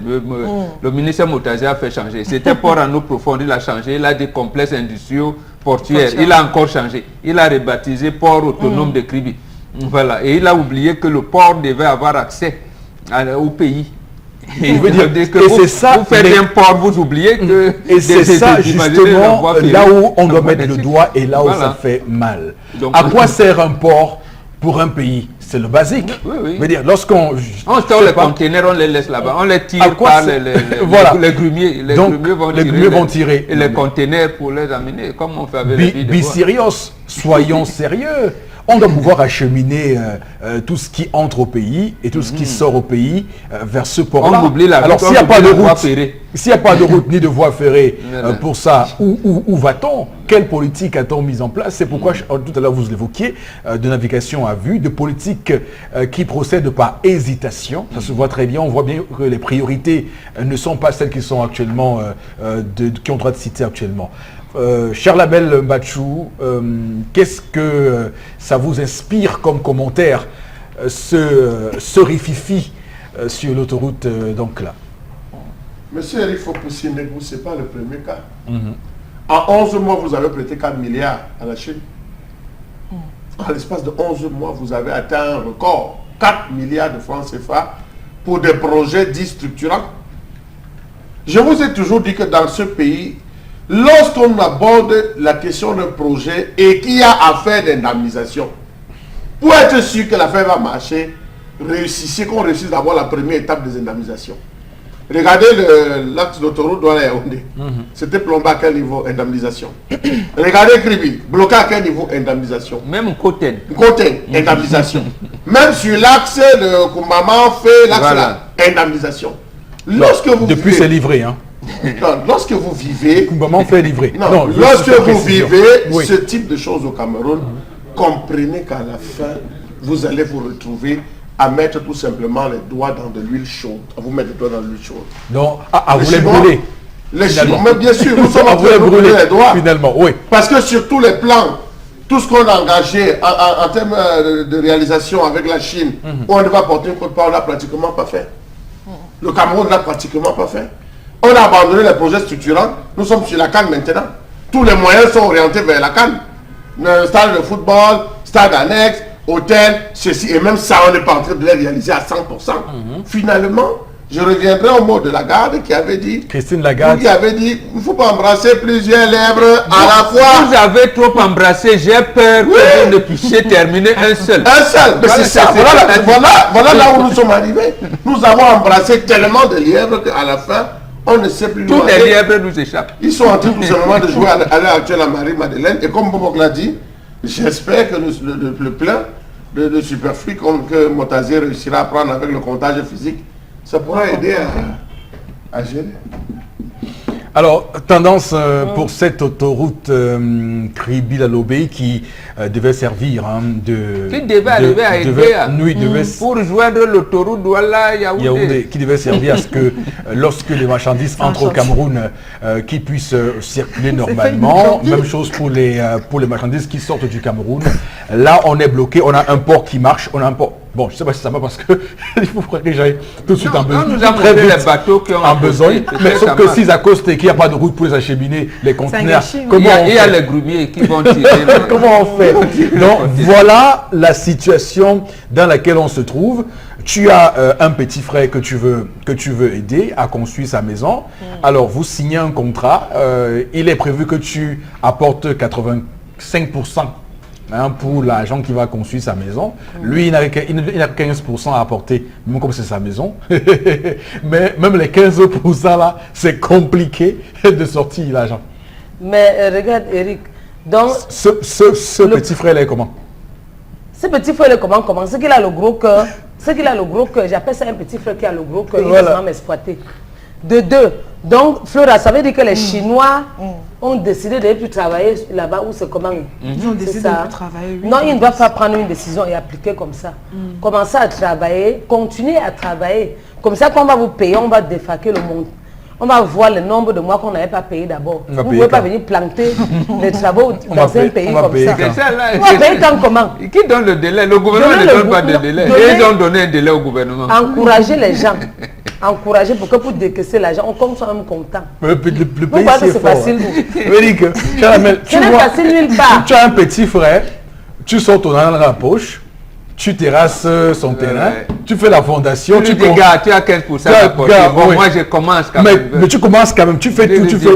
Maintenant, il m'a peut-être juste, c'est pas mettre les portes et tu dis, bon gars, vraiment, les 15%, donne l'argent. Bien, alors tu finis ta maison. Il te dit que non, continue d'abord, j'arrive avec... Ah non, tu as posé la question, je ne comprenais pas dans le sens que tu posais la question. C'est pas possible, mon Dieu. Mais dans le sens, si j'étais à la place des Chinois, je devais toujours continuer. Si elle est le matériel, pourquoi ne pas continuer en attendant qu'on fasse... Donc tu prends encore l'argent dans la poche. Non, ce qui est sûr, on va payer. Tu vas à 100%, dis bon gars, on va payer. Comme tu es mon petit frère, je t'aime beaucoup. J'ai fait. Dieu lui-même voit. Est-ce qu'ils sont partis où? Qui est mort? On va payer. Papa, s'il y a possibilité de continuer, pardon. Voilà, Dieu voit que j'ai fait du bien. Voilà. Du bien, du fond du cœur. Bon, cher partenaire chinois, voilà, ayez l'amabilité de nous aider à finir cette autoroute. Voilà ce que tu devais dire depuis. Voilà, et Dieu voit. Et Dieu voit tout. Dieu lui-même va vous récompenser. Il va vous récompenser. Oui. Et le Cameroun va évoluer. Et en finissant ça, vous allez encore gagner les gros gombos. Pourquoi pas? Dans tous les gombos maintenant du Cameroun, on va vous mettre dedans. Mais quand vous vous fâchez, vous laissez, ça veut dire que le gros gombo même qui vont dépasser ça, on va vous mettre de côté. C'est comme ça. Voilà. Florazé. Oui, il y a également une grosse question qui se pose. Hein, parce qu'on a également le même problème avec l'entreprise qui est chargée de collecter les déchets ménagers, qui déjà, justement, est là, parce que réclame, attend la part de l'État. On a aussi la situation avec les Chinois. On se demande si on a une crise financière. Donc, on n'a pas d'argent parce qu'on est également en plein projet. Chalamel l'a dit, on reçoit la canne l'année prochaine. Déjà, les travaux qui piétinent. Qu'est-ce qui se passe? On n'a pas d'argent. Que va-t-on faire? Et il faut également... Ce que vous dites là a une traduction en mots. Vous nous dites que le Cameroun est un État mendiant. C'est pas... non, c'est ce que ça veut dire. Non, bien sûr, vous dites que le Cameroun est un État mendiant. Ça veut dire que même pour les ordures ménagères, il faut mendier. Oui, pour qu'on puisse les ramasser. D'accord. On est vraiment dans un état très très critique. Hein. Oui. Et je crois qu'il faut communiquer autour de la question. Il faut communiquer autour de ses priorités. Parce que, et même au cœur justement de la crise anglophone. C'est-à-dire qu'il y a qu'on dépense à cause justement du déploiement de l'armée. Est-ce que justement c'est ça? Donc on a besoin, il y a des interrogations qui se lèvent et donc on a besoin aussi que l'État à un moment donné, nous donne des bonnes informations, Eric Fopoussi. Et parce que, comme tous les travaux sont donc sont en arrêt, qu'est-ce qu'on fait? C'est l'économie aussi qui est encore plus au rabais. Hein? Et justement, on ne se verra pas en train d'avoir les travaux qui vont se terminer. Et puis que le chef de l'État l'avait dit que l'argent est disponible pour pas mal de tous ces travaux qui étaient justement en arrêt. Il avait dit que l'argent est disponible. Il y a beaucoup d'argent à la caisse autonome d'amortissement, près de 5 milliards de francs CFA. Mais sauf que ces personnes en costard, cravate qui se pavanent partout comme étant des hauts fonctionnaires n'ont pas la petite base qu'on réclame de monter des projets, de ficeler des projets qui puisse Mais elle dit peut-être être que c'est la financé. mauvaise foi. C'est grave, c'est pas la mauvaise foi. Il faut le raser, c'est de l'incompétence. Un moment donné, c'est de l'incompétence. Le directeur de la caisse autonome d'amortissement a dit qu'ils ne savent pas monter les projets. Ce n'est pas faux. Ça ne vient pas de faux projets.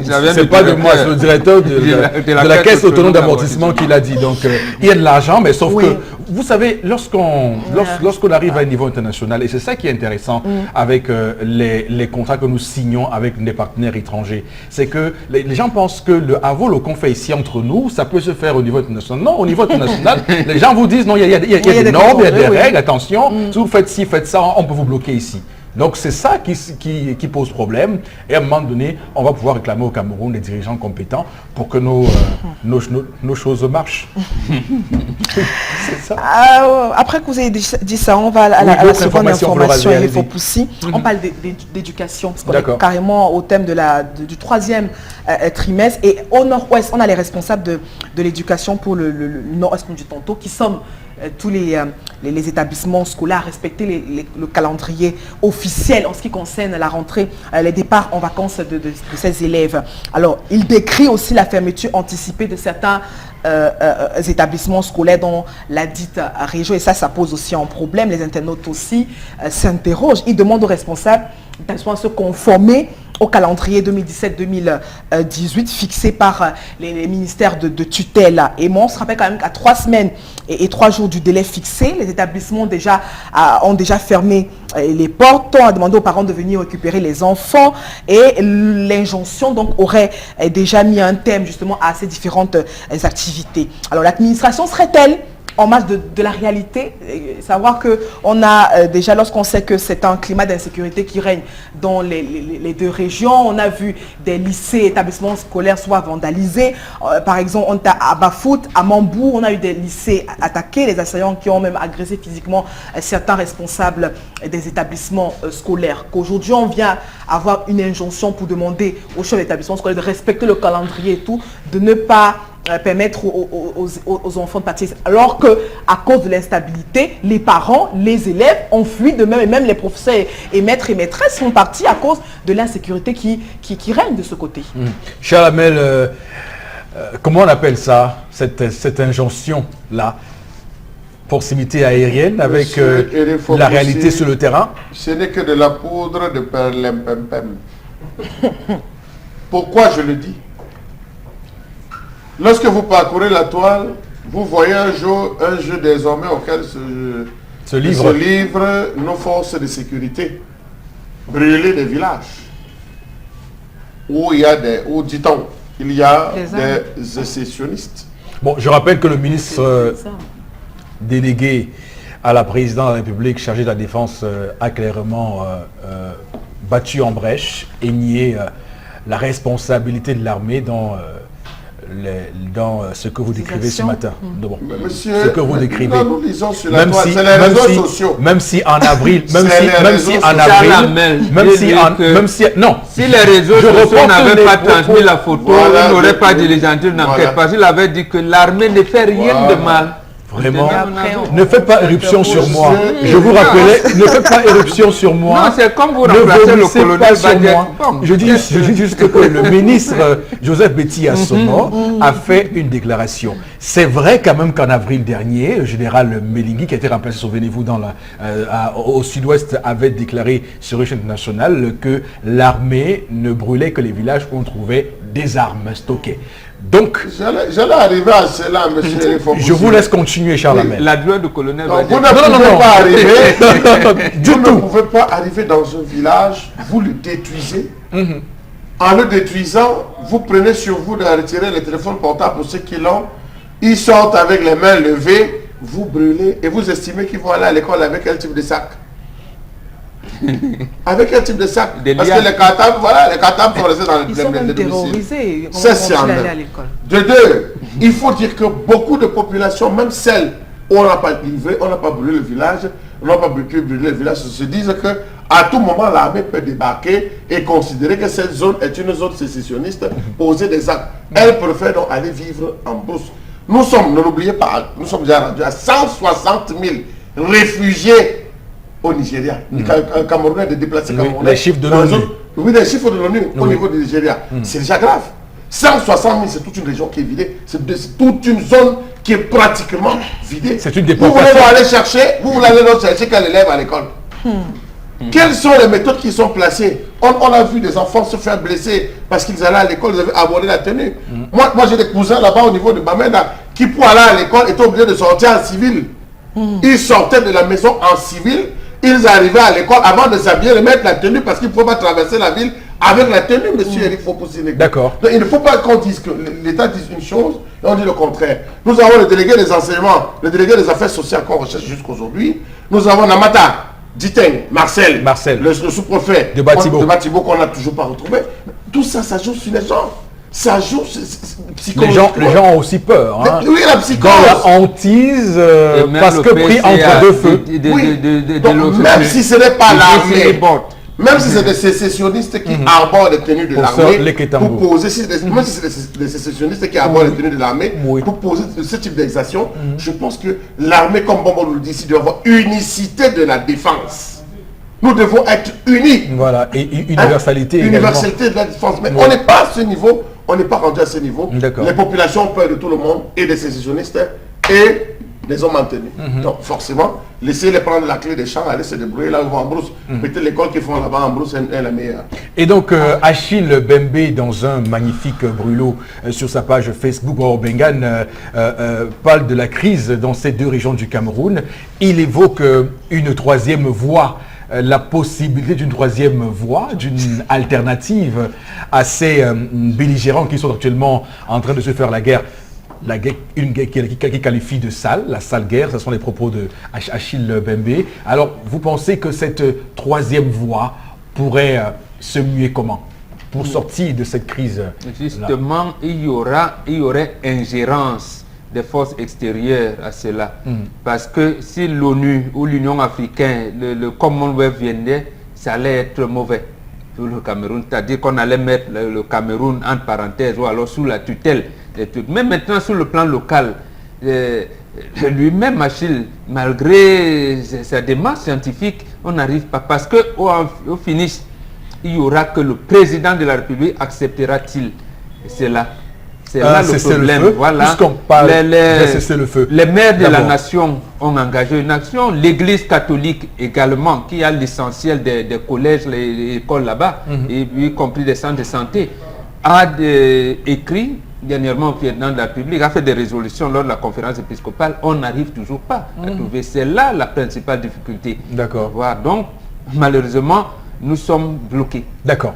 Le blocage va continuer si on ne bouge pas le petit doigt. Florazé, la dernière information de ce matin. Mais divertissement. Alors, vous vous souvenez que le 12 mai dernier, on accueillait sur le sol camerounais Fally Ipupa, une des stars de la musique congolaise. Tokos. Tokos.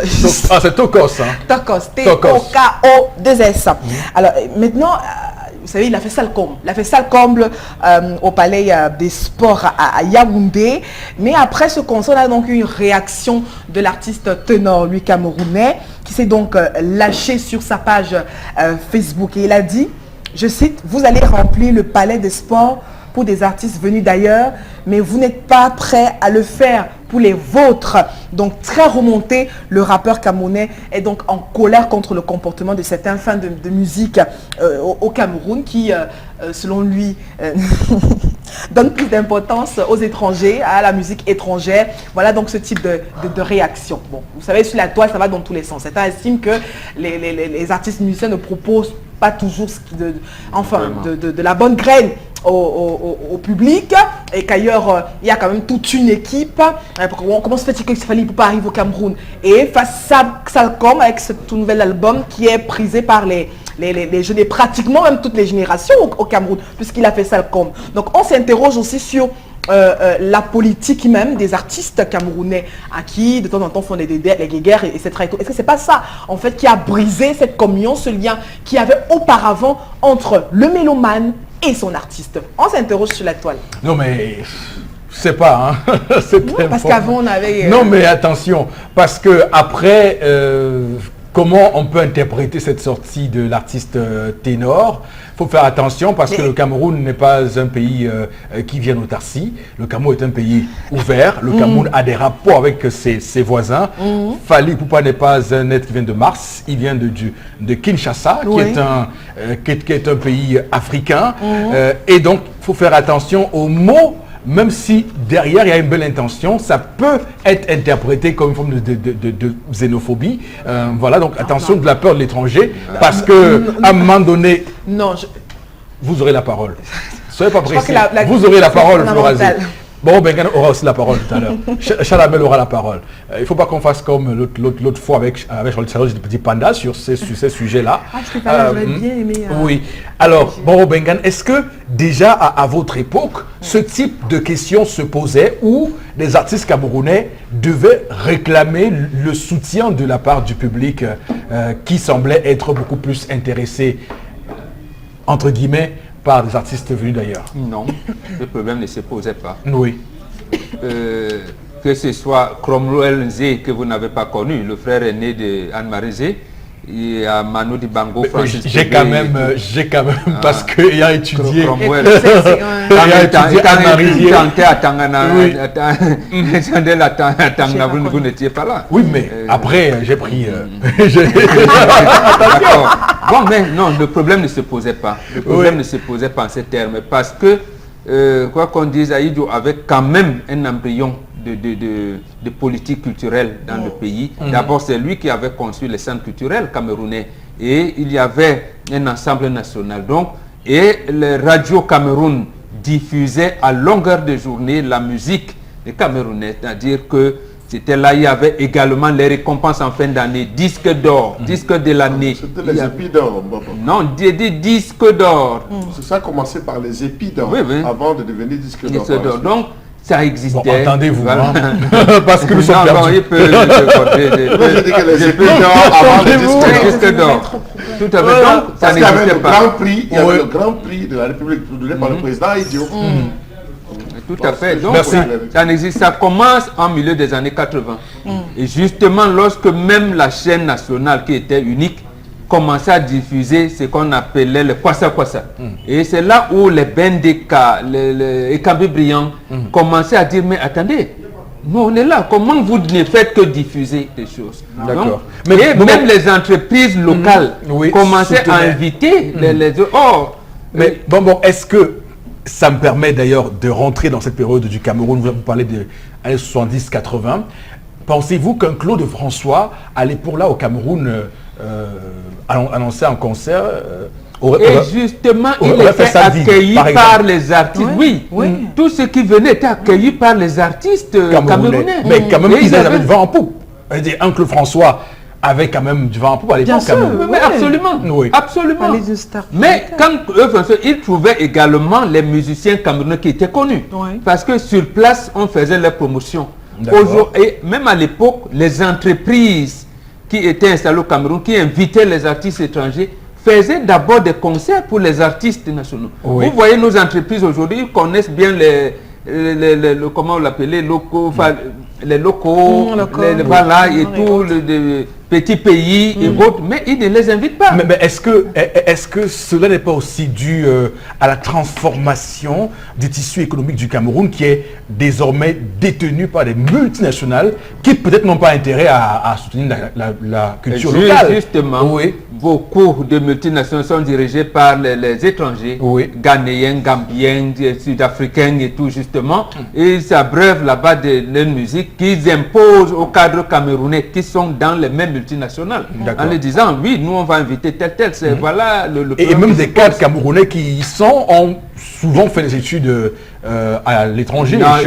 Ils agissent, les cadres qui me le permettent, ils agissent exactement comme ceux qui nous gouvernent. Donc c'est-à-dire qu'ils sont colonisés par leurs patrons. Et ils évitent, ils ont même honte de leur culture, alors qu'ils en ont. Mais ils vont vous dire Manu Dibango, mais combien ont invité Manu Dibango? Même quand Manu Dibango était PCA de la CMC. De la CMC. Tu n'as pas vu ces entreprises multinationales parce que c'est quand même Manu. Ils ne l'ont pas fait.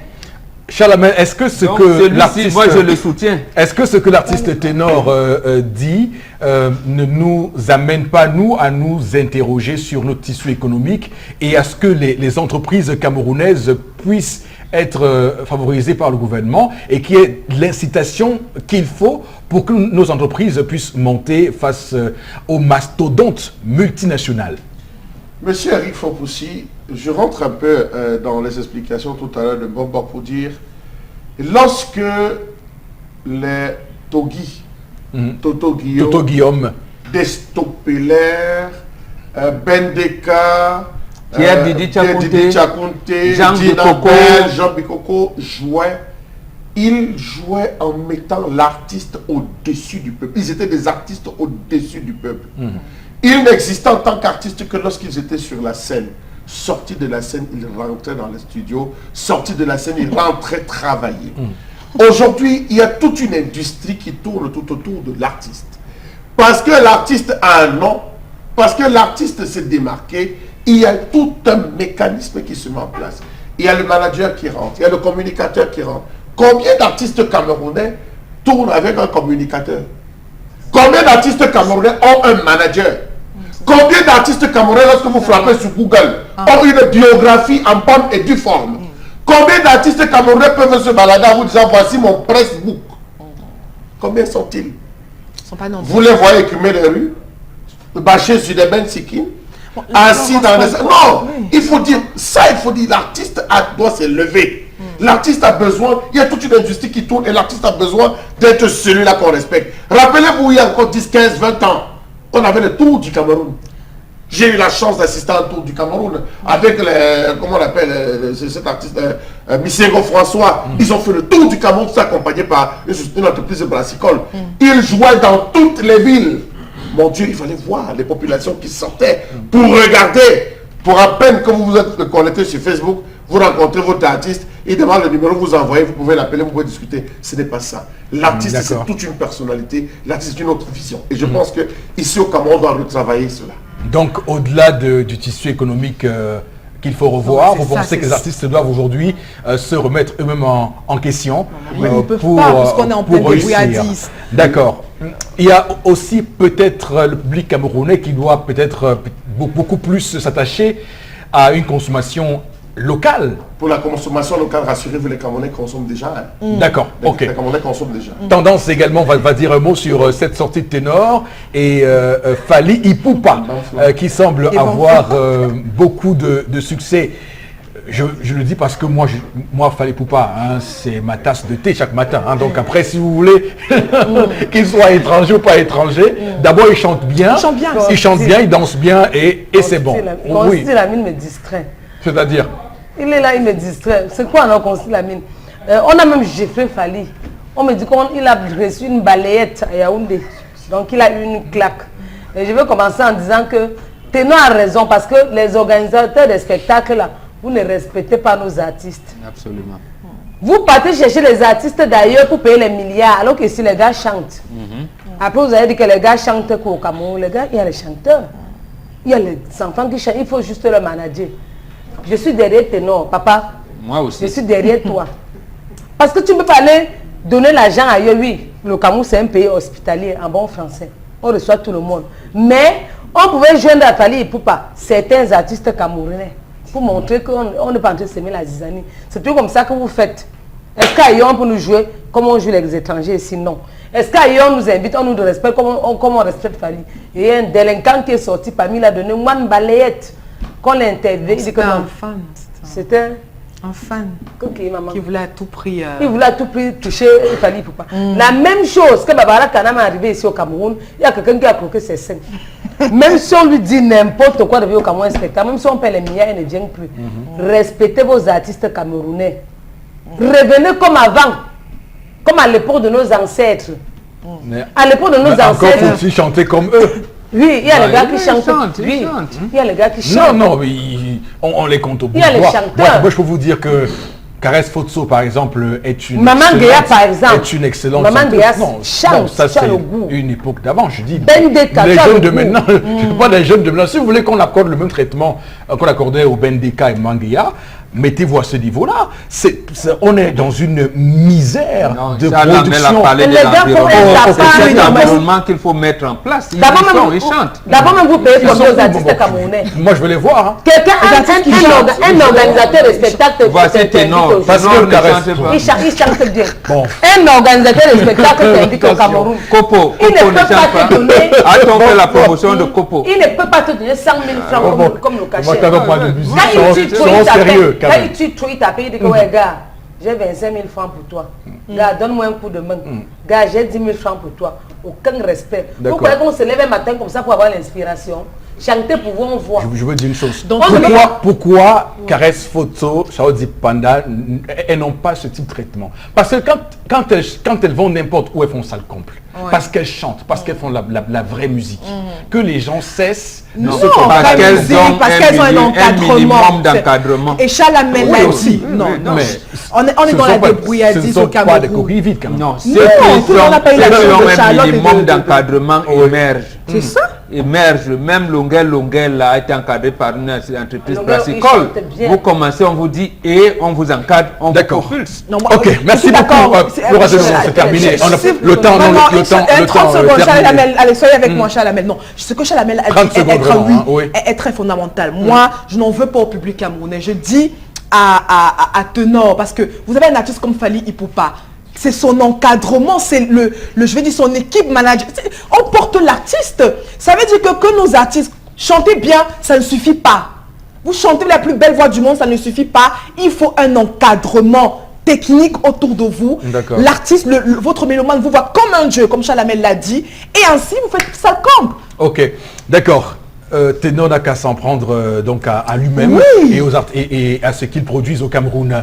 Madame, monsieur, on va marquer une courte pause pour retrouver et basculer au plateau B, retrouver Consti Lamine qui va nous parler ce matin des magasins 1001 tapis et donc une spéciale promotion à l'occasion de la fête des mères à ce magasin-là. Donc, Consti Lamine, bonjour et bienvenue.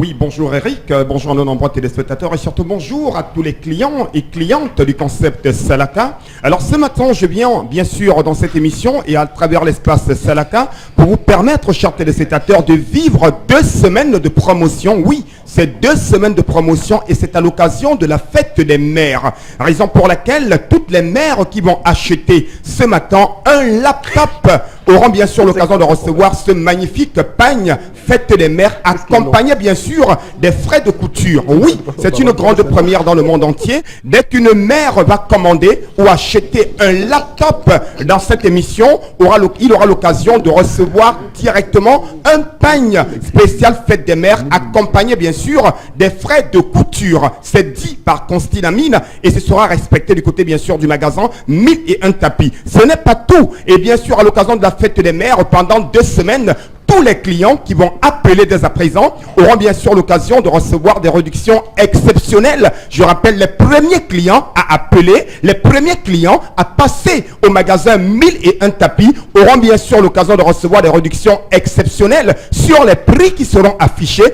accompagnés bien sûr d'un morceau de savon de 400 grammes. Oui, bien entendu, morceau de savon de 400 grammes. Et bien sûr, les autres clients qui vont acheter un laptop auront bien sûr l'occasion de recevoir gratuitement un fer à vapeur. Donc, en guise de rappel, nous rappelons bien sûr que toutes les mères qui vont passer leur commande dès à présent recevront gratuitement un pagne spécial fête des mères et bien sûr des fers à vapeur pour les autres clients, sans oublier également des morceaux de savon pour tous les clients qui vont se rendre au magasin 1001 tapis. Quel qu'en soit où vous êtes, vous allez recevoir votre pagne et votre morceau de savon. Alors, nous allons tout de suite commencer la vente, tout en rappelant à nos clients de Yaoundé, je serai à Yaoundé ce samedi et ce vendredi, et bien sûr du côté bien sûr des Bolova. Alors je rappelle donc tout de suite, nous allons commencer par la présentation des lustres. Ce sont des lustres de qualité supérieure, vous les avez à partir de 40 000 francs.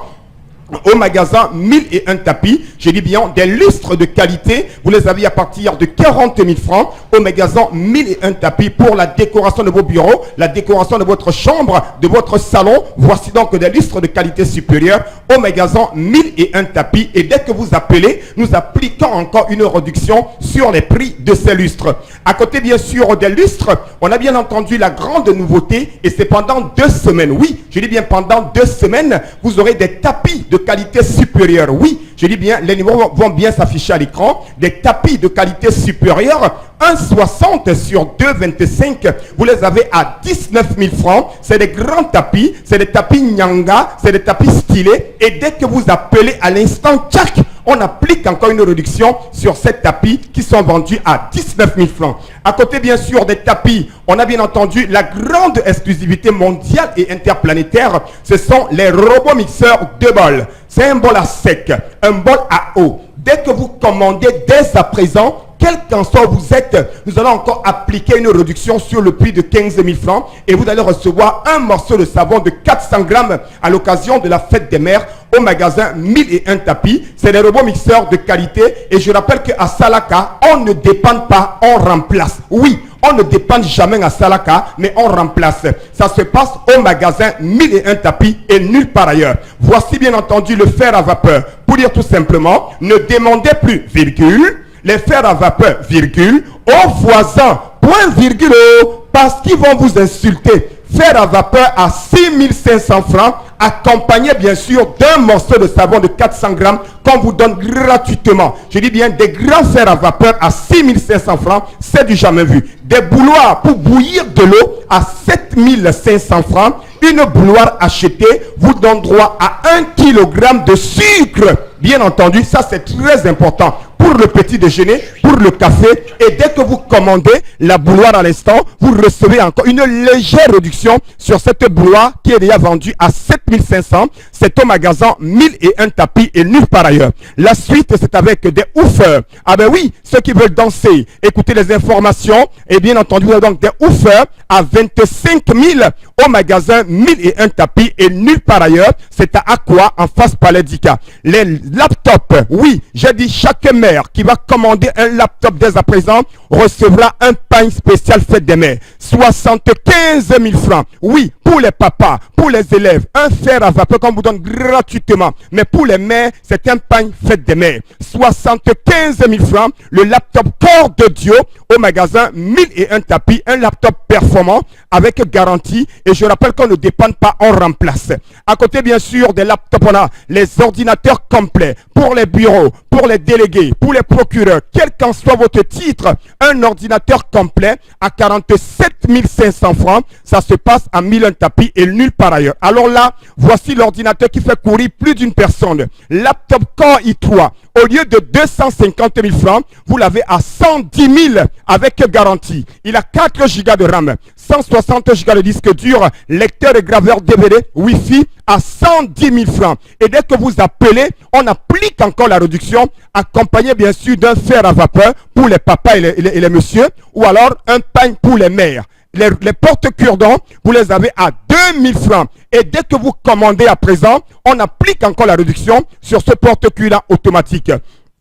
Les régulateurs de tension, vous les avez à partir de 16 000 francs. Ça se passe au magasin 1001 tapis. Je rappelle que nous sommes situés en plein cœur d'Aqua, en face Palais d'Ika. La promotion, c'est 2 semaines. Oui, vous avez 2 semaines pour acheter tous ces articles-là à l'occasion de la fête des mères. N'oubliez pas, s'il vous plaît, les pagnes spéciales fête des mères pour toutes les mères qui vont commander dès à présent. Ceux qui n'ont pas d'argent, on accepte les avances petit à petit. Oui, merci. On peut commander dès à présent et retirer après la promotion. Je rappelle, fer à vapeur à 6 500. On aura 15 000. Merci beaucoup, l'émission se poursuit, madame, messieurs, avec dans un court instant, interpellation de ce matin.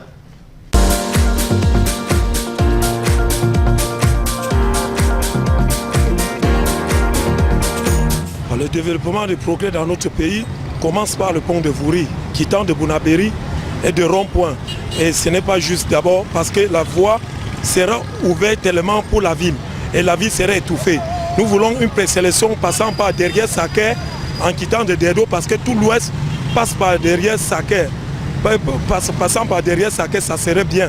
Et nous remercions ces travaux-là juste parce que tout chemin vient tourner vers rond-point.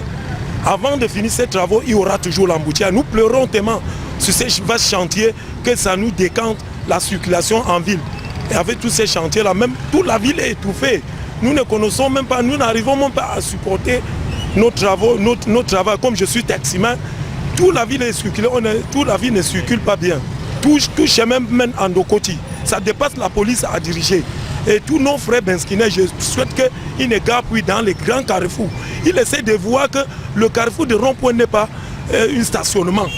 Ils laissent pour que la police essaie de s'orienter. Ils maîtrisent le feu rouge et les sens interdits pour que notre pays avance comme nous voulons. Et nous souhaitons que la police essaie de sanctionner tous les sens interdits. On arrête tout, on pénalise tout le monde. Ça fait partie de tout ce qu'on veut à l'État. Et c'est ça que la police se met à sa tenue. Il doit travailler fort et la communauté doit travailler fort tous les sens, tout le budget qu'on a voté pour les sens interdits. Le rond-point n'est pas un endroit de commerçants. Il faut que tous les camionneurs soient sûrs qu'on ne doit pas les maltraiter, on ne doit pas les chicoter. Après, ils saluent le gouvernement, que le gouvernement est en train de faire ceci, cela. Et donc pour en parler sur ce plateau, Bengan, juste un petit mot sur ce qu'a dit le compatriote, parce qu'il a clairement déroulé de nombreuses belles choses. Non, ça fait partie des ambitions non réalisables du renouveau. Donc c'est tout ce que je peux dire. Il y a des ambitions non réalisables. Le chef de l'État est venu poser la première pierre, il est parti. On a dit le deuxième pont, Abidjan au troisième. Au troisième pont à Abidjan. Nous, au lieu de dire on a remplacé le dernier, le vieux pont par le nouveau, on dit deux ponts. Moi je vois un seul. Et d'un côté comme de l'autre, on a bloqué les issues. D'accord. Voilà pour interpellation de ce matin. On va aller chercher donc la suite de ce programme. Est-ce que la nourriture colle constamment à votre poêle? Fatigué de frotter, gratter et d'abîmer vos poêlons? Eh bien, j'ai la solution. Bonjour, ici Cathy Mitchell, avec ma nouvelle poêle Red Copper. Cette poêle révolutionnaire est faite de céramique non collante et de cuivre super solide. Garantie de rester sans égratignure, pas de rayures et pas de résidus collés. Elle est légère et extra résistante. Elle ne s'égratigne pas et elle ne s'effrite pas dans votre repas. Regardez, des biscuits trempés dans le sucre à la cannelle et glacés de caramel collant. Mettez au four. Red Copper va au four avec sa poignée qui résiste jusqu'à 500 degrés Fahrenheit. Et le tout glisse tout seul. Miam! Cuisine et santé. Des lanières de poulet presque sans gras et presque sans huile. Red Copper utilise un cuivre pur à 100%, si durable que vous pouvez couper du beefsteak et des oignons pour un sandwich au steak et fromage fondant. Rien ne colle. Battez-y les œufs sans bol à mélanger. Vous gagnerez du temps. La poêle Red Copper est sans PFOA ni PTFE. Elle est sécuritaire pour vous et votre famille. Flambez vos desserts, grillez du poisson ou faites cuire un poulet au parmesan. Tout glisse facilement, même le sucre caramélisé ne colle pas. Versez sur des arachides pour une délicieuse gâterie. Vous aurez toujours une poêle propre. Fouetter, cuire, frire et même retourner. C'est vraiment la poêle la plus polyvalente sur le marché. Et en plus, elle va au lave-vaisselle. Est-ce que la nourriture... Alors d'ailleurs, c'était bien entendu là le spot qu'on a pu d'ailleurs apprécier en image, bien entendu. Alors, chers téléspectateurs, je reviens cette fois-ci pour vendre notre produit. Et ce produit, vous le connaissez déjà, vous l'aimez? Ah ben oui, chacun veut l'avoir. C'est bien entendu la poêle Red Copper. Elle ne coûte que la somme de 15 000 francs. Ah ben oui, je dis bien 15 000 pour une magnifique poêle arrosée bien sûr de plusieurs années de garantie. Pour dire tout simplement, vous allez l'utiliser, vos enfants vont l'utiliser, vos petits-enfants vont l'utiliser, vos arrière-petits-enfants vont l'utiliser parce qu'elle est de qualité supérieure. Elle ne colle pas, elle est médicale. Alors c'est l'occasion plus que jamais d'attirer l'attention de tous nos téléspectateurs, de tous les clients du concept Salaka, de pouvoir appeler dès à présent et de commander cette poêle Red Copper au prix de 15 000 francs seulement. Ceux qui sont bien sûr du côté de Chang, parce qu'on a reçu quelques messages tout à l'heure. Alors aux amis bien sûr de Chang, de Bafan, de Bafoussam, ne vous inquiétez surtout pas, restez chez vous, appelez tout simplement, passez vos commandes et nous nous chargerons d'acheminer vos marchandises, quel qu'en soit où vous êtes. Et nos amis bien sûr de Yaoundé, des Bolova, je vous donne rendez-vous ce week-end à partir de vendredi, cela jusqu'au 22 mai, du côté bien sûr de Yaoundé et des Bolova, pour permettre à tous les clients de ce côté-là d'acheter les articles du concept Salaka. C'est-à-dire quant aux villes du Septentrion et hors du Cameroun, ne vous inquiétez surtout pas, passez tout simplement à la commande en appelant soit au numéro de téléphone de Red Copper, soit au numéro de téléphone du concept Salaka. Question d'acheter cette magnifique poêle au prix de 15 000 francs, la poêle de qualité supérieure.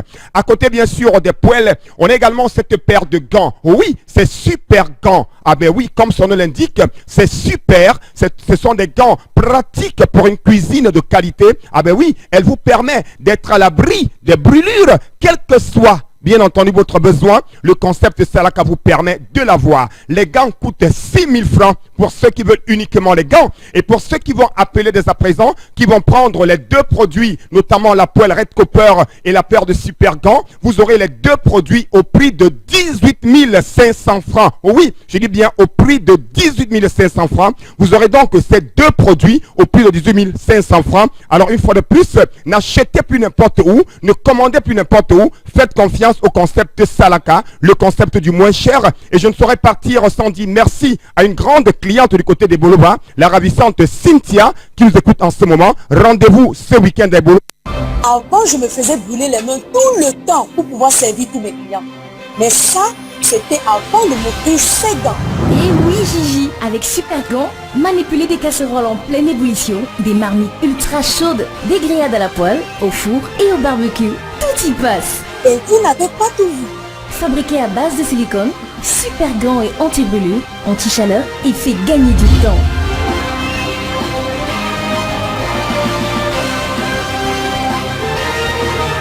Avec Super Gants, vous allez aimer cuisiner.